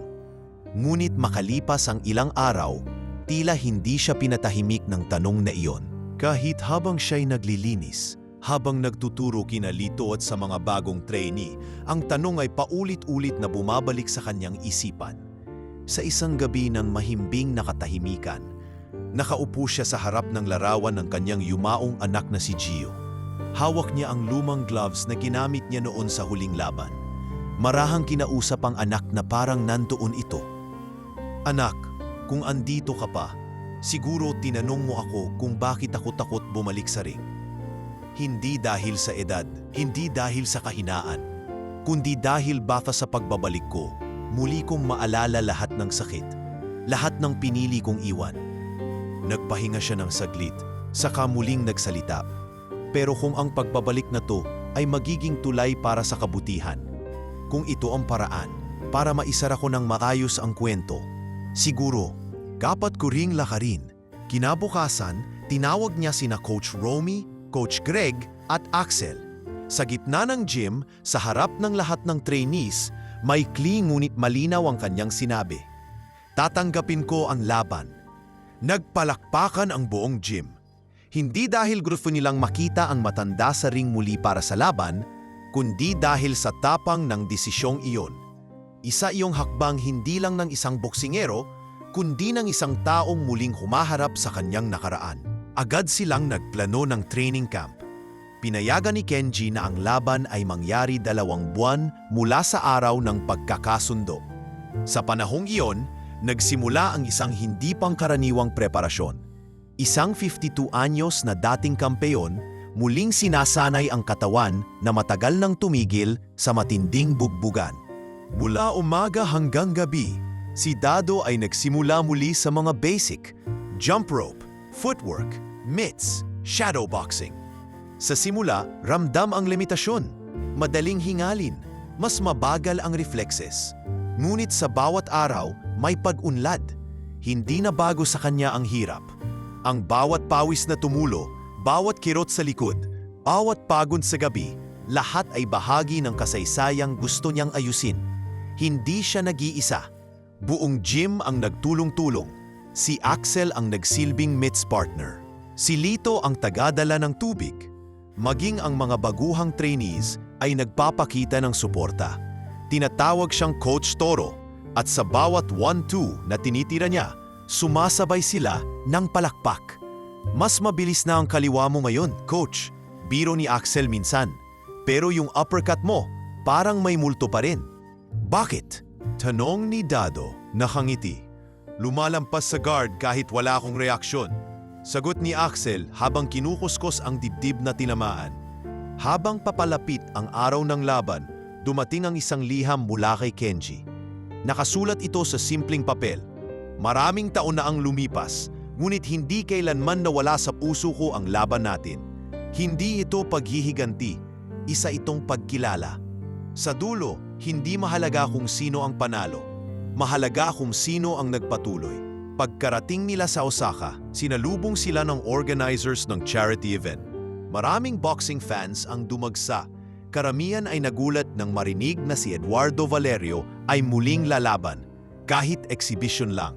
Ang mga Japanese media ay nagbigay pugay at si Kenji mismo ay nagtungo sa kanilang hotel upang makipagkamay. "Mukha ka pa ring halimaw, Eduardo," biro ni Kenji sa pamamagitan ng tagasalin. "Mas halimaw na ang katawan ko sa sakit na yon," sagot ni Dado sabay tawa. Ngunit sa ilalim ng biruan ay naroon ang respeto. Dalawang mandirigma, parehong pinaluhod ng panahon, ngunit muling bumabangon, hindi para sa sarili, kundi para sa karangalan ng kanilang laban, at para sa mga bagong mata na titingin sa kanila, hindi bilang alamat, kundi bilang huwaran.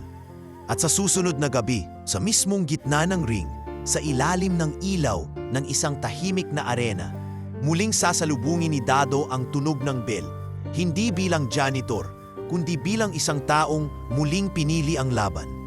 Ang lamig ng simoy ng hangin sa Osaka ay may dalang kakaibang bigat sa katawan ni Mang Dado habang tumapak siya sa training gym na inilaan para sa kanya. Isa itong makabagong pasilidad, puno ng kagamitan, malawak at may mga bagong teknolohiya sa pag-analyze ng galaw at kondisyon. Ngunit sa kabila ng kinang ng lugar, tila nanatiling lumang ring at pawisang mitts pa rin ang nasa isip ng matandang kampyon. Dumating siya roon ng 5:00 ng umaga, gaya ng kanyang nakasanayang oras sa Maynila. Nakasuot siya ng simpleng itim na pang-ensayo at may daladalang tuwalya at lumang water jug. Sumunod agad si Axel na ngayoy hindi lamang trainee, kundi nagsisilbing tagapamahala ng kanyang kampo. "Coach," bati ni Axel, habang inaayos ang timer sa digital ring bell. Nakahanda na lahat. Dito raw sa kanan, yung light drills. Tapos noon sa kaliwa, yung strength and conditioning. May nutritionist din na naka-assign kung gusto mong i-check ang meal plan mo. Tumingin si Dado sa paligid. Sa dami ng alok at kagamitan, para bang gusto ng mga tao na gawing superhero muli ang kanyang katawan. Pero alam niya sa sarili niyang hindi na ito ang katawan ng 20 taong si El Toro. "Salamat, Axel," sagot niya. "Pero alam mong hindi yan ang hanap ko." "Alam ko po. Kaya inilabas ko yung mitts natin mula sa gym. Yung luma, yung paborito mong may tape pa sa pulso. Andito rin po," napangiti si Dado. Mabilis na bumalik ang kumpiyansa sa kanyang puso. "Simulan natin," aniya. Sa mga unang araw ng training, halatang bumabalik pa lamang ang kanyang katawan sa paggalaw. Ang mga kasukasuan ay tila umaangal pa sa biglaang pagbuhay. Sa bawat jab ay may kirot sa balikat, sa bawat footwork ay may kirot sa tuhod. Pero hindi siya nagreklamo. Gaya ng dati, tinatanggap niya ang sakit na bahagi ng proseso. Para sa kanya, ito na ang kabayaran ng panibagong yugto na kanyang papasukin. "Coach," tanong ni Axel habang sila'y nagpapahinga sa gilid ng ring, "sa dami ng pinaglabanan mo dati, bakit mo pa ito tinanggap?" Matagal bago sumagot si Dado. Inabot niya ang kanyang tuwalya, pinunasan ng leeg, at saka tumingin sa kisame na may kasamang ngiti. Dahil may mga laban na hindi para sa panalo, may mga laban na kailangan mong harapin para mapatahimik ang sarili mo. "Para kay Kenji?"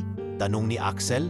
"Para sa kanya, pero higit sa lahat, para kay Gio." Saglit na natahimik si Axel. Hindi niya kailangang tanungin kung sino si Gio. Alam na niya ang kwento, at alam din niya na ang bawat suntok, bawat paghinga ni Dado sa training ay isang hakbang pabalik sa isang nakaraan na matagal nang nililibing sa katahimikan. Sa sumunod na linggo, dumagsa ang suporta para kay Dado mula sa iba't ibang panig. May mga dating kasamahan sa industriya ng boxing na nagpadala ng mensahe ng paghanga. May mga batang boksingero na naglabas ng video reaction sa viral na sparring kay Axel at nagpahayag ng pagkasabik sa kanyang pagbabalik. "Coach Dado, saludo po kami sa inyo. Tunay kayong inspirasyon sa aming mga gustong pumasok sa boxing. Sa edad niyo po, kaya niyo pang sumabay, grabe." Lahat ng ito ay tinanggap ni Dado ng pahimik. Hindi siya mahilig sa papuri. Ang kailangan lang niya ay ang panahimik na lugar para magsanay. Isang coach na may malasakit. At ngayon, isang ring kung saan muling susubukin hindi lamang ang lakas ng katawan, kundi ang katatagan ng loob.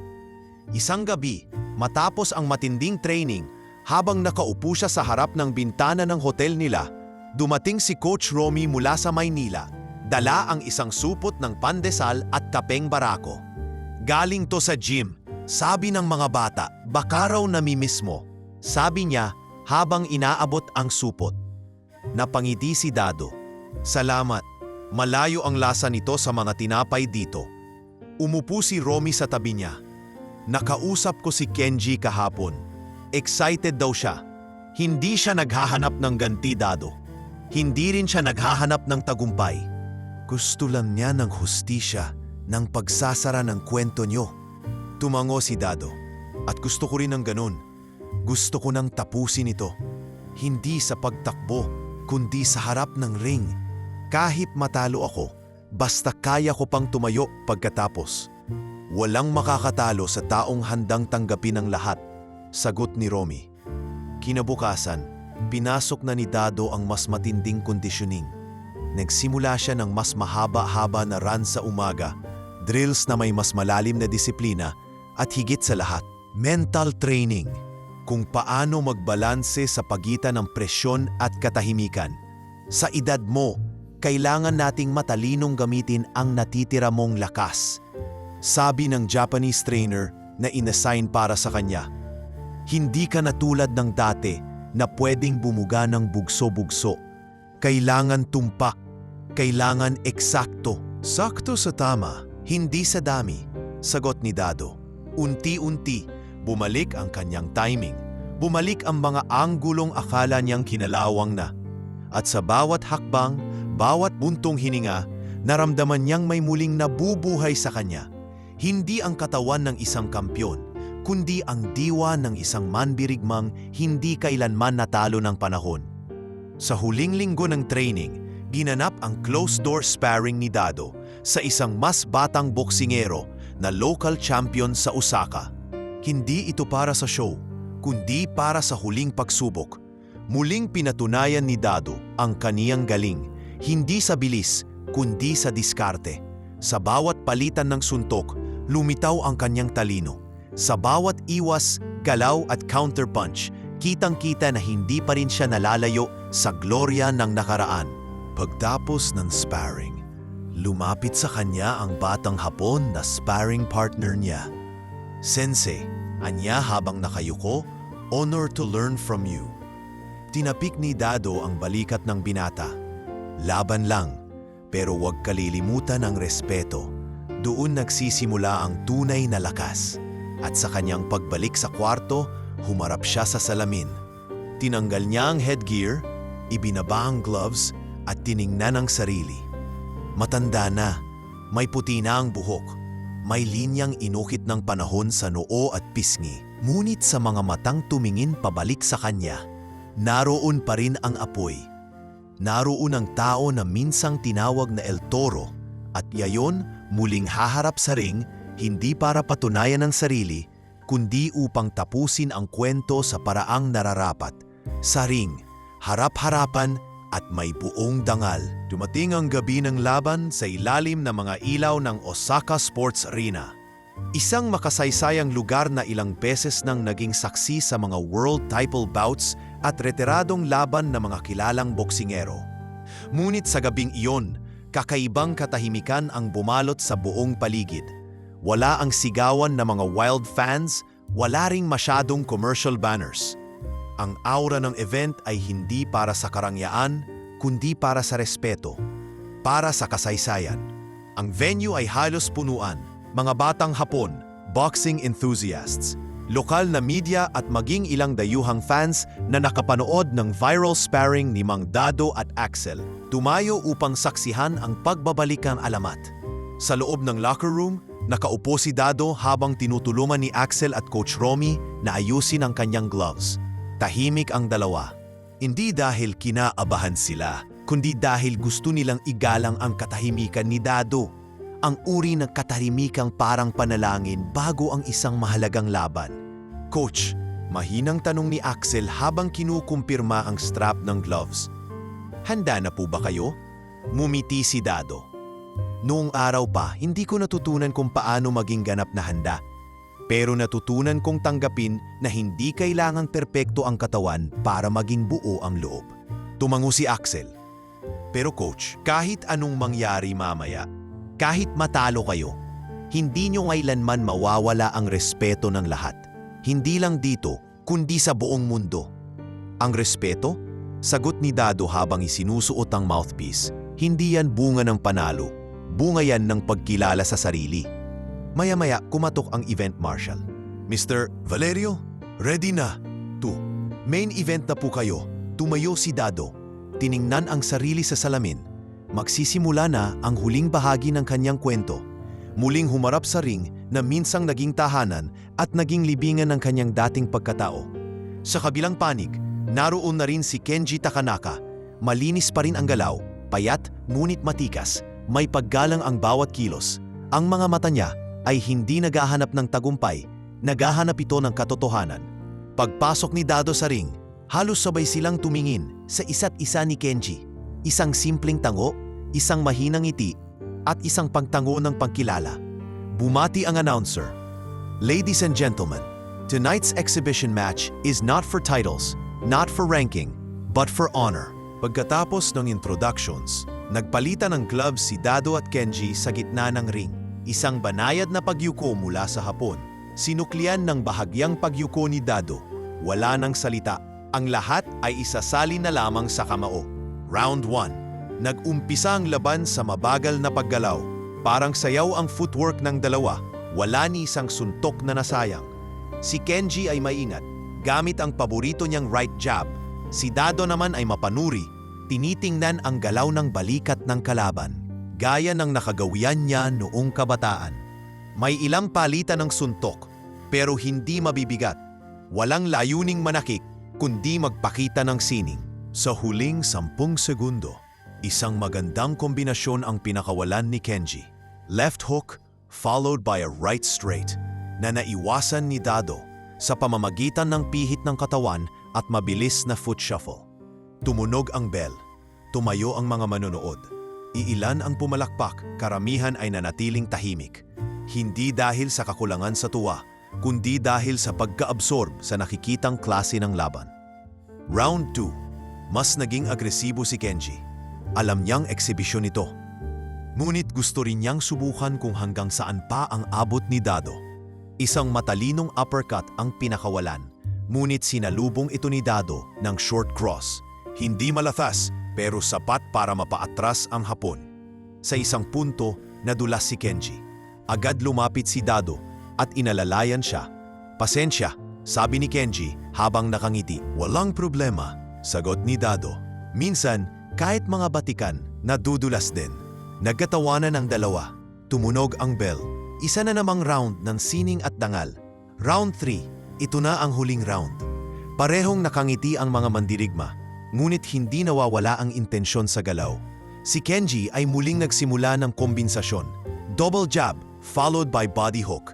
Si Dado naman ay gumamit ng foot sidestep, saka nagpakawala ng counter sa katawan. Tumama ito, ngunit mahinang-mahina, tila paalala lamang na kaya pa niya. Sa huling segundo ng round, tumigil si Kenji. Tumayo siya sa gitna ng ring at iniangat ang kamay. Tumigil rin si Dado. Nagtama ang kanilang mga mata. Isa na namang tango, isa na namang tahimik na pag-unawa. Tumunog ang bell. At sa halip na ordinaryong ending, sabay inangat ng referee ang kamay ng dalawa. Draw, walang nanalo, walang talo. Ngunit sa buong arena, lahat ay napatayo, lahat ay pumalakpak. Hindi dahil sa action-packed na laban, hindi dahil sa matinding bugbugan, kundi dahil sa nakita nila ang tunay na kahulugan ng salitang exhibition. Isang pagpapakita ng respeto, disiplina, at ang paglalakbay ng dalawang lalaking pinagbuklod ng isang lumang alon ng kasaysayan. Pagkababa nila ng ring, lumapit si Kenji kay Dado. "Eduardo," aniya sa mababang tinig, "hindi ko kailanman pinagdudahan na ikaw ang tunay na kampyon. Hindi dahil sa panalo, kundi dahil sa puso." Tumango si Dado. "Salamat, Kenji. Ngayon, mas magaan na ang puso ko." Kinabukasan, naging headline sa ilang lokal na sports column ang laban. "A Night of Honor, Valerio versus Takanaka ends in draw but wins in legacy." Habang ang buong mundo ay patuloy na nag-uusap tungkol sa laban, si Dado ay tahimik na nagbabalik sa kanyang hotel.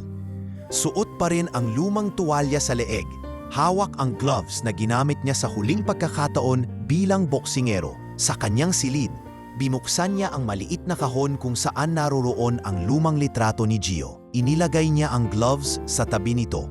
"Anak," bulong niya, "tapos na. Sa wakas tapos na."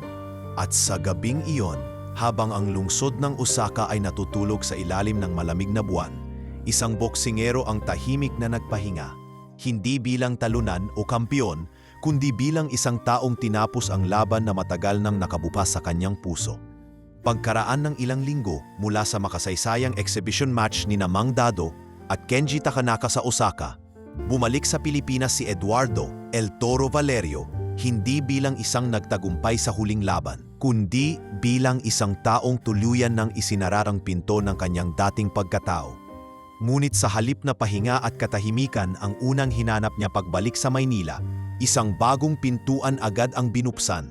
Isang hamon na hindi sa ring, kundi sa puso. Isang umaga, habang siya'y naglalakad pauwi galing sa simbahan, may isang bakanteng gusali sa tapat ng kanyang dinaraanan, ang kanyang tinapunan ng tingin. Luma na ito, may mga sira sa bubong at basag ang mga bintana, ngunit malawak ang espasyo. Naalala niya agad ang luma nilang gym noong kabataan niya. Walang aircon, puro kalawang ang poste, ngunit punong-puno ng buhay. Nang sumunod na linggo, kasama sina Axel at Coach Romy, pinuntahan nila ang gusaling iyon. "Coach, sigurado po kayo dito?" tanong ni Axel habang tinitingnan ang lumang sahig na may mga butas at natutuklap na tiles. "Hindi tayo maghahanap ng ganda. Hanap natin tibay," sagot ni Dado. "Kaya natin ayusin to, isa-isa, tulungan lang." Si Romy naman ay naglabas ng notepad. "Gaya ng budget natin yung paunang linis, pintura at basic equipment. May ilang kaibigan tayong willing tumulong, volunteer. Pero kailangan natin ng pangalan." Sandaling nag-isip si Dado.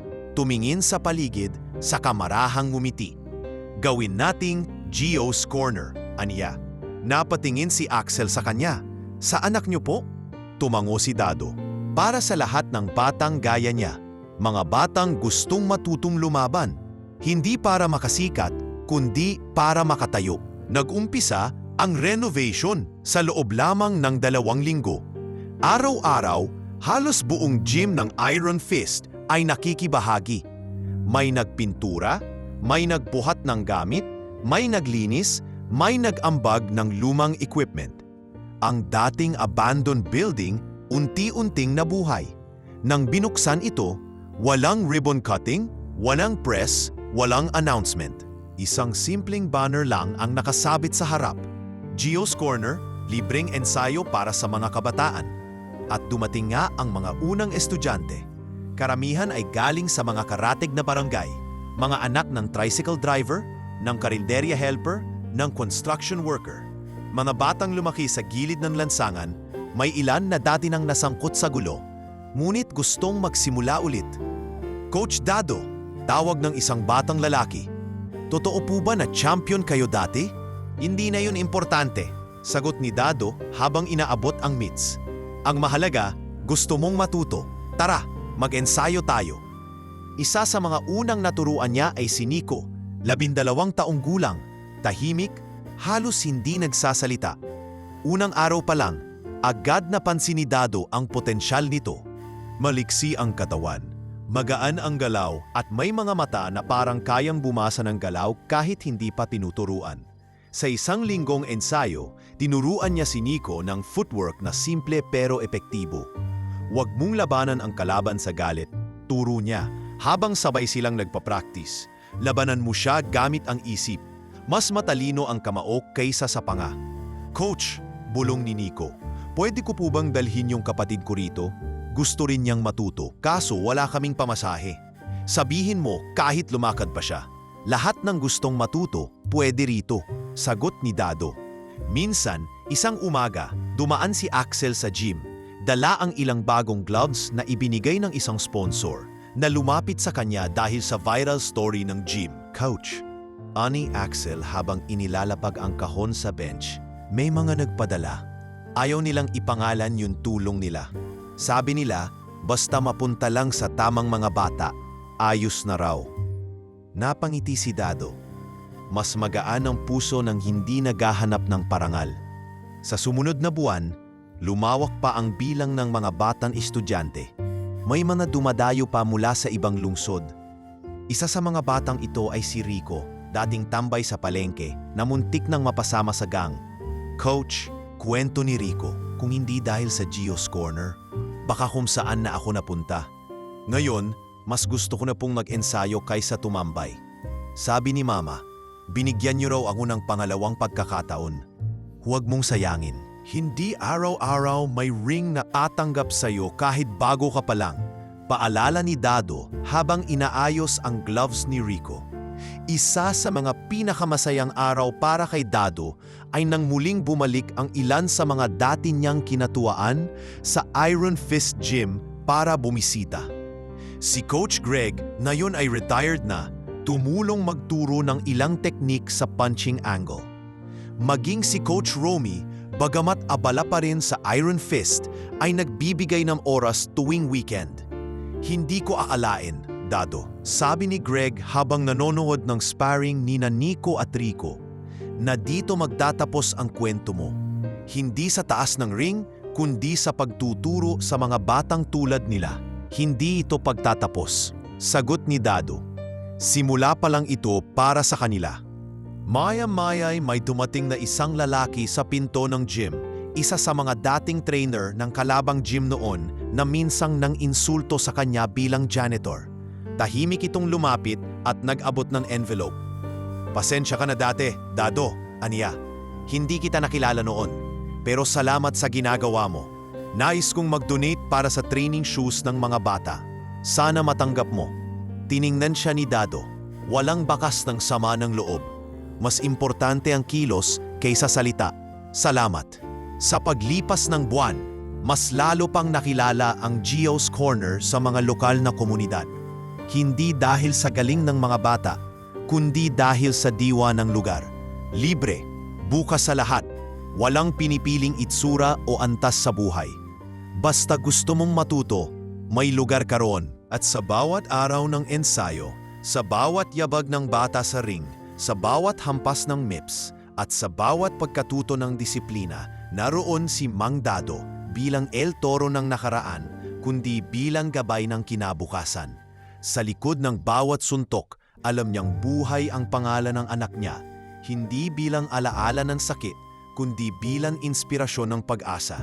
Mainit ang hininga ni Axel habang tinatapos ang ikatlong round ng kanyang sparring sa Gio's Corner Gym. Basang-basa ng pawis ang kanyang likod, ngunit buo ang kanyang loob. Iba na ang anyo niya ngayon. Wala na ang dating mga flashy na galaw, wala na ang walang kwentang yabang. Ang bawat suntok niya ngayon ay may direksyon. Bawat depensa ay may disiplina. Sa bawat palitan ng kamao, may paggalang. At higit sa lahat, may layunin. Tuwing madaling araw, habang tulog pa ang karamihan sa mga batang trainee ng Gio's Corner, naroroon na siya sa kalsada, nagja-jogging, pinapanday ang kanyang stamina. Sa hapon, nagsasagawa siya ng matinding mitts at sparring sessions. At sa gabi, pinupuno niya ang notebook na ibinigay ni Mang Dado. Isang training lang na may laman ng kanyang pang-araw-araw na progress at mga natutunan. Kapag sinusulak mo ang galaw mo, paliwanag ni Dado, mas madali mong nauunawaan kung saan ka nanggaling at kung paano ka magpapatuloy. Dumating ang araw ng qualifiers. Ginanap ito sa isang maliit na arena sa Quezon City. Pero dinagsa ng mga tagahanga, amateur fighters at scouts mula sa iba't ibang regional leagues. Walang camera crew si Axel. Wala ring production team. Pagkatapos ng sparring, lumapit siya kay Mang Dado na noon ay nakaupo sa isang kahoy na bangko, nanonood lang sa bawat galaw pero tina binabasa ang buong katauhan ng mga nasa ring. Coach, sabi ni Axel habang humihingal, pasok na po ako sa national qualifiers. 2 weeks from now. Ngumiti si Dado. Handa ka na ba? Hindi sa suntok, hindi sa katawan, kundi sa loob. Tumingin si Axel sa sahig at tumango. Hindi ko na to nilalaban para sa exposure, coach. Hindi na para sa likes. Para na to sa sarili ko. At para sa inyo. Sa sarili mo lang dapat, sagot ni Dado. Kapag ang laban mo ay para sa ibang tao, madaling manghina kapag wala silang palakpak. Pero kung para sa sarili mo, kahit walang sumuporta, lalaban ka pa rin. Sa mga sumunod na araw, naging mas mahigpit ang training ni Axel. Isang bag lang ang dala niya, kasama si Mang Dado bilang cornerman. Sa kanilang unang laban, halatang kabado si Axel. Kalaban niya ang isang veteranong amateur na may agresibong estilo. Sa unang round, tinamaan siya ng ilang matitinding straight, dahilan para mabawasan ang kanyang kumpiyansa. Sa pagitan ng round, sa loob ng sulok ng ring, mahinang nagsalita si Dado habang pinupunasan ang kanyang muka. Kalma, wag mong habulin ang laro niya. Ipaglaban mo ang sarili mong tempo. Pero coach, mabilis siya. Hindi mo kailangang habulin ang mabilis. Kailangan mo lang malaman kung kailan siya tipigil. At doon ka pumasok. Tumango si Axel. Pagsapit ng ikalawang round, nagbago ang ihip ng hangin. Gumamit siya ng footwork para umiwas. Sinanay ang kanyang katawan sa pasensya at nang dumating ang tamang pagkakataon, isang hook sa tagiliran ang ibinagsak sa kalaban. isang eksaktong teknik na itinuro ni Dado mula sa huling sparring nila. Tapos ang laban. Panalo si Axel, pero sa halit na magdiwang, agad siyang bumalik sa sulok at tinanggal ang gloves. Isa lang ang kanyang sinabi, isa pa. Sunod-sunod ang laban niya sa qualifiers. Sa bawat isa, may bagong taktika siyang sinusubukan. Pinagsasama ang mga turo ni Dado at ang sarili niyang estilo. Maraming lumapit para purihin siya, ngunit hindi siya nagpatinad. Sa isip niya, hindi pa siya tapos. Sa huling laban, semifinals, nakaharap niya ang pinakamalaking pangalan sa torneo, si Kaloy Duran, isang aggressive fighter na may malalakas na kamay. Sa unang 2 round, tabla ang labanan. Ngunit sa ikatlong round, isang matalim na counter-right ni Kaloy ang tumama kay Axel. Napaatras siya, nanginginig ang tuhod, humina ang paningin. Sa corner, si Dado ay hindi sumigaw. Hindi rin siya nagpanik. Lumapit lang siya, tinapikan ang likod ng binata. Kung hindi mo kaya, huwag mong pilitin. Ang boksing ay hindi sugal. Isa itong sayaw na kailangang may respeto. Coach, sabi ni Axel, nanginginig ang boses. Kaya pa. Tumango si Dado. Pumili ka, ilaban mo to bilang isang mandirigmang marunong tumanggap ng talo o bilang isang boksingerong desperadong manalo. Pagbalik ni Axel sa ring, dala na niya hindi ang lakas, kundi ang disiplina. Hindi na siya gumanti ng bugso. Sa halip, tiniis niya ang bawat pasa, tiniis ang pressure. Lumaban siya ng marahan ng may paggalang. Sa huli, natalo siya sa puntos. Pagkatapos ng laban, lumapit si Kaloy at niyakap siya. Ang galing mo bro, akala ko madadala kita sa init ng laban. Pero ang linis ng laro mo. Hindi ka lumaban ng marahas. Tumango si Axel. Inuro ng coach ko. Ang panalo hindi lang nakukuha sa kamao. Minsan, mas mahalagang malaman kung kailan mo dapat huminto. Pagbalik nila sa Gio's Corner, sinalubong si Axel ng mga batang estudyante na may dalang simpleng banner. Kuya Axel, huwaran namin. Napaluha si Axel. Lumapit siya kay Dado at niyakap ito. Coach, salamat. Hindi ako nanalo. Pero ngayon, alam ko na kung anong klaseng boksingero ang gusto kong maging. Mas mabuti yan kaysa kampeon na hindi marunong tumanggap ng sarili. Sagot ni Dado. Panalo ka na kahit wala kang sinturon. At sa mga sumunod na araw, nagsimula si Axel na magturo sa mga mas bata. Itinuloy niya ang training pero hindi na bilang paghahanda sa susunod na laban lang, kundi bilang paghahanda sa pagtuturo ng aral, disiplina at tunay na dangal sa susunod na henerasyon. Hindi niya kailanman nakamit ang national title sa gabing iyon. Ngunit ang respeto, hindi lamang ng mga manonood, kundi ng mga batang nagsisimula pa lang sa sport, ay higit pa sa gintong medalya. Dahil sa gabing iyon, ipinakita ni Axel na ang isang dating mayabang na boksingero sa ilalim ng gabay ng isang janitor na naging alamat, ay kayang lumaban hindi lamang gamit ang kamao, kundi gamit ang puso. Lumipas ang ilang buwan mula nang makabalik si Axel mula sa national qualifiers. Bagamat hindi siya nag-uwi ng tropeo, nag-uwi naman siya ng inspirasyong hindi matutumbasan ng medalya.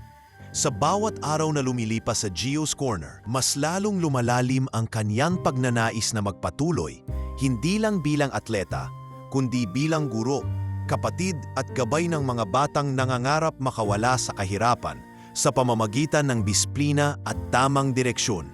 Sa mga panahong iyon, naging mas tahimik si Mang Dado. Hindi na siya gaanong nagtuturo ng myths, pero palagi siyang naroon, tahimik na nanonood sa bawat training. Nakaupo sa lumang bangko sa sulok ng gym. Hawak ang maliit na notebook kung saan niya isinusulat ang obserbasyon niya sa bawat bata. Coach, bakit po hindi na kayo tumatayo sa ring? Tanong minsan ni Nico, na ngayon ay isa ng leader ng mga junior trainees. Umiling lang si Dado. Hindi na para sa akin ang ring ngayon, anak. Para na sa inyo. Akin na ang kwento, sa inyo na ang laban. Ngunit isang araw ng Sabado, habang abala sa pag-iinsayo ang mga bata, may dumating na kotse sa labas ng gym. Itim, tahimik at may opisinang plaka. Bumaba rito ang isang matandang lalaki na nakaitim na Amerikana, may tungkod at may suot na sombrerong pamilyar ang hugis kay Dado. Naglakad ito papasok sa gym, sinamahan ng isang babae na tila sekretarya. Tahimik ang buong lugar. Napatigil si Dado sa pagsusulat at dahan-dahang tumayo. Eduardo Valerio, sambit ng lalaki sa matigas na wikang Ingles. I wondered if this gym was really yours. Kilalang kilala ni Dado ang tinig. Kahit ilang dekada na ang lumipas, hindi niya ito malilimutan. Mr. Adam Roth, sagot ni Dado, hindi ko inaasahan na bibisita ka pa rito. Si Adam Roth ay isang dating promoter, kilalang figure sa boxing scene noong panahon ni Dado. Isa siya sa mga taong nagdala kay Eduardo sa international spotlight. Pero siya rin ang taong lumaglag sa kanya nang mawalan ito ng halaga sa merkado. Tumatanda tayong lahat, Eduardo, ani Roth habang lumilinga sa paligid. But I must admit, this place has character. Hindi ito para sa karakter, para ito sa mga batang nangangarap. Tumango si Roth. Precisely why I'm here. Nagkatahimikan. Lahat ng mga bata ay nakatingin kay Dado, tila nagtatanong kung sino ang bisita. Si Axel ay lumapit agad, bahagyang nakakunot ang noo. Kilala rin niya ang pangalan ni Roth, ilang beses na nabanggit sa mga kwento ni Dado. Anong kailangan mo rito? Tanong ni Dado. Malamig, ngunit magalang. Lumapit si Roth at iniabot ang isang folder. I came to offer you something. A proposal. Binuksan ito ni Dado. Nakasaad doon ang plano ng isang documentary film tungkol sa kanyang buhay, mula pagkabata hanggang sa pagiging world champion, pagbagsak, pagkawala at muling paglitaw bilang coach ng mga batang mahihirap. May kalakip na alok na malaking bayad, international screening, at pagsama ng ilang sikat na personalidad para sa promo. Nakita ko ang laban niyo ni Kenji, patuloy ni Roth. And let me tell you, it made me realize your story isn't finished. Not until the world hears it. Tahimik na sinarado ni Dado ang folder. Hindi agad sumagot. Tumingin siya kay Axel. Saka sa mga batang nagmamasid, hindi mo kailangang gawing palabas ang sakit ng tao, Adam. Sabi niya, may mga kwento na mas magandang manatili sa puso kaysa ilagay sa entablado. Pero Eduardo, this isn't just about money. This is about legacy. Ang legacy ang habol mo. Mali ang pinuntahan mo. Ang legacy ko nakatayo na rito. Sabay turo sa mga bata. Hindi sa pelikula, kundi sa mga pusong nababago araw-araw. Si Roth ay natahimik. Nais pa sanang magsalita, ngunit agad siyang pinigilan ng tingin ni Axel. Igalang niyo po ang lugar na to, ani Axel. Hindi ito set para sa promo. Gym ito para sa buhay ng mga bata. Nagpakawala ng mahinang tawa si Roth, tila nagulat sa determinasyon ng dating batang mayabang na kanyang narinig mula sa viral sparring video. Well, aniya habang iniaayos ang kanyang sombrero. I expected no less from a man trained by Eduardo Valerio. Pagkaalis ni Roth, ibanalik ni Dado ang folder sa mesa. Coach, tanong ni Nico habang nilalapitan siya. Bakit po hindi niyo tinanggap? Ang ganda po ng offer. Lumuhod si Dado sa harap ng bata. Hawak ang kanyang balikat. Kasi anak, hindi lahat ng maganda ay tama. At hindi lahat ng tama kailangang ipagsigawan. Ang mahalaga, ginagawa mo ang tama. Kahit walang kamera, kahit walang pumalakpak. Kinagabihan, habang nagsasara si Axel ng gym, nilapitan siya ni Dado. Axel, anya, ikaw na ang susunod na mamahala rito. Nanlaki ang mata ng binata. Coach, anong ibig niyong sabihin? Hindi ako mawawala, pero gusto kong makita mo kung paano humawak ng apoy. Hindi para maging sikat, kundi para panatilihing mainit ang ilaw para sa iba. Hindi ko pa po kaya. Alam kong kaya mo na. Kasi nakita ko kung paano mo inalagaan ang sarili mong laban at kung paano mo binabantayan ang laban ng iba. Niyakap siya ni Axel, mahigpit, parang anak sa ama. At mula sa gabing iyon, nagsimulang mas tumayo si Axel bilang tagapamagitan ng pangarap.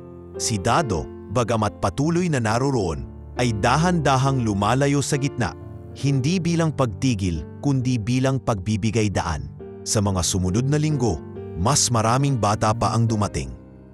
Mula Cavite, Bulacan, Montalban, Lahat umaasa na may matutunan sa Gio's Corner.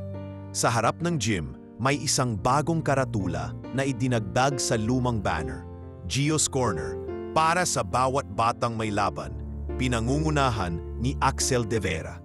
At sa isang araw ng ensayo, habang ang mga bata ay nagtatawanan, nagsushadow boxing, nagsusparing, naroroon sa likod si Dado.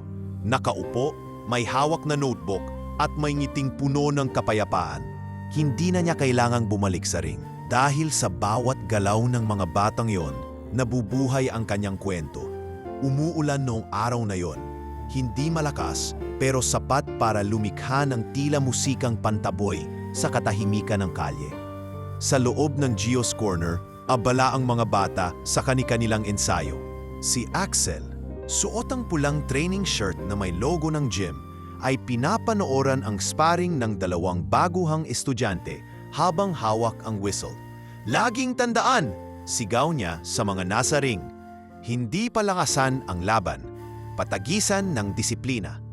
Sa isang sulok, si Dado ay tahimik na pinupunasan ang lumang speed bag. Bagay na dati, araw-araw niyang kinakausap gamit ang kamao. Sa likod ng kanyang mga mata ay naroroon pa rin ang sigla. Pero hindi na sa anyo ng init ng laban, kundi sa anyo ng katahimikan, kapayapaan. Iba na ang sayaw ng kanyang uhay ngayon. Hindi na ito sumusuntok. Nagtuturo na ito kung paano lumaban ng may dangal. Maya-maya, lumapit si Axel sa kanya, dala ang isang sobre. Coach, sabay abot sa sobre, ito po, galing sa City Hall. Inimbitahan kayo sa gabi ng parangal para sa mga natatanging mamamayan. Lifetime Achievement Award. Tahimik na tinanggap ni Dado ang sobre. Hindi siya agad nagsalita. Binuksan niya ito, binasa ang imbitasyon, saka muling tumingin kay Axel. Hindi ko kailangan ng gantimpala, Axel. Aniya. Alam ko po. Pero siguro, ito na ang pagkakataon na makilala ka hindi lang ng mga batang ito, kundi ng mas maraming tao. Hindi bilang world champion, kundi bilang tagapagturo ng buhay. Napabuntong hininga si Dado. Hindi ako tumanggi para sa sarili ko. Tumanggi ako dati para sa anak ko. Kasi ang pangarap niya, hindi makitang sikat ako. Gusto lang niyang makita akong buo. Buong-buo ka na ngayon, coach. Sagot ni Axel. At sa totoo lang, ang dami niyo nang nabuo. Isang linggo bago ang seremonya, unti-unting nabalitaan ng mga lokal na media ang tungkol sa parangal na igagawad kay Dado. Hindi ito ang tipikal na pagkilala na ibinibigay sa isang retiradong boksingero. Ito'y pagkilala sa kanyang kontribusyon sa kabataan, sa mga batang naligaw, sa mga walang direksyon, at sa mga nangangarap lumaban sa gitna ng kahirapan. Nang dumating ang gabi ng parangal, simple lamang ang suot ni Dado. Isang barong Tagalog na hiniram niya pa kay Coach Romy. Kasama niya si Axel at ilang batang estudyante mula sa Gio's Corner. Hindi sila dumalo bilang tagahanga. Dumalo sila bilang bunga ng kanyang mga aral. Sa entablado, habang tinatawag ng MC ang kanyang pangalan, halos hindi siya makatayo. Maraming taon na rin ang lumipas mula nang huling tumapak siya sa entabladong ganito. Pero sa pagkakataong ito, hindi sa loob ng ring, kundi sa gitna ng mga taong may pasasalamat. Sa taong hindi lamang lumaban sa ring, kundi sa buhay mismo. Sa taong nagturo sa mga batang mabuhay ng may dangal, Mr. Eduardo El Toro Valerio. Nagpalakpakan ang mga tao. Tumayo si Dado. Bahagyang milingon si Axel na agad tumango bilang pagsuporta. Umakyat siya sa entablado. Dala ang banayad na hakbang ng isang taong hindi na kailangang patunayan ang sarili. Tinanggap niya ang plake, tumingin sa madla, at tumayo sa harap ng mikropono. Wala akong sanay sabihin sa mga ganitong okasyon, panimula niya. Pero siguro, may isang bagay lang akong gustong ipaalala. Tahimik ang buong bulwagan. Tila bawat puso ay handang makinig. Hindi ang suntok ang bumubuo sa boksingero. Hindi rin ang sinturon o ang titulong dala mo. Ang tunay na laban ay nangyayari sa tuwing gumigising ka sa umaga at pipiliin mong itama ang direksyon ng buhay mo kahit gaano pa kahirap. Kung may matutunan man kayo sa kwento ko, sana ito. Huwag kayong matakot mawalan, matalo o mapahiya. Ang mahalaga, may dahilan kayong bumangon.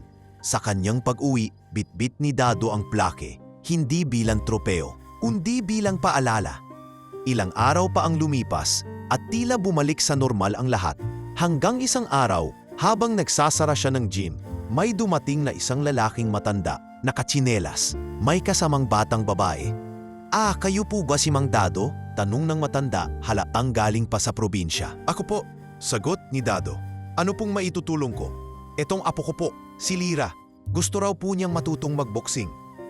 Sabi po sa barangay, kayo raw po ang pinakamagaling magturo ng tama." Tumingin si Dado sa batang babae, mga 9 na taong gulang. May suot na t-shirt na maubutas sa kilikili, pero may matatag na tindig. "Babae po siya, okay lang po ba?" Dagdag ng lolo, tila nag-aalangan. Ngumiti si Dado. Dito po sa Gio's Corner, hindi mahalaga ang kasarian. Ang mahalaga, gusto niyang matuto. Sa unang pagkakataon, muling humawak si Dado ng mitts.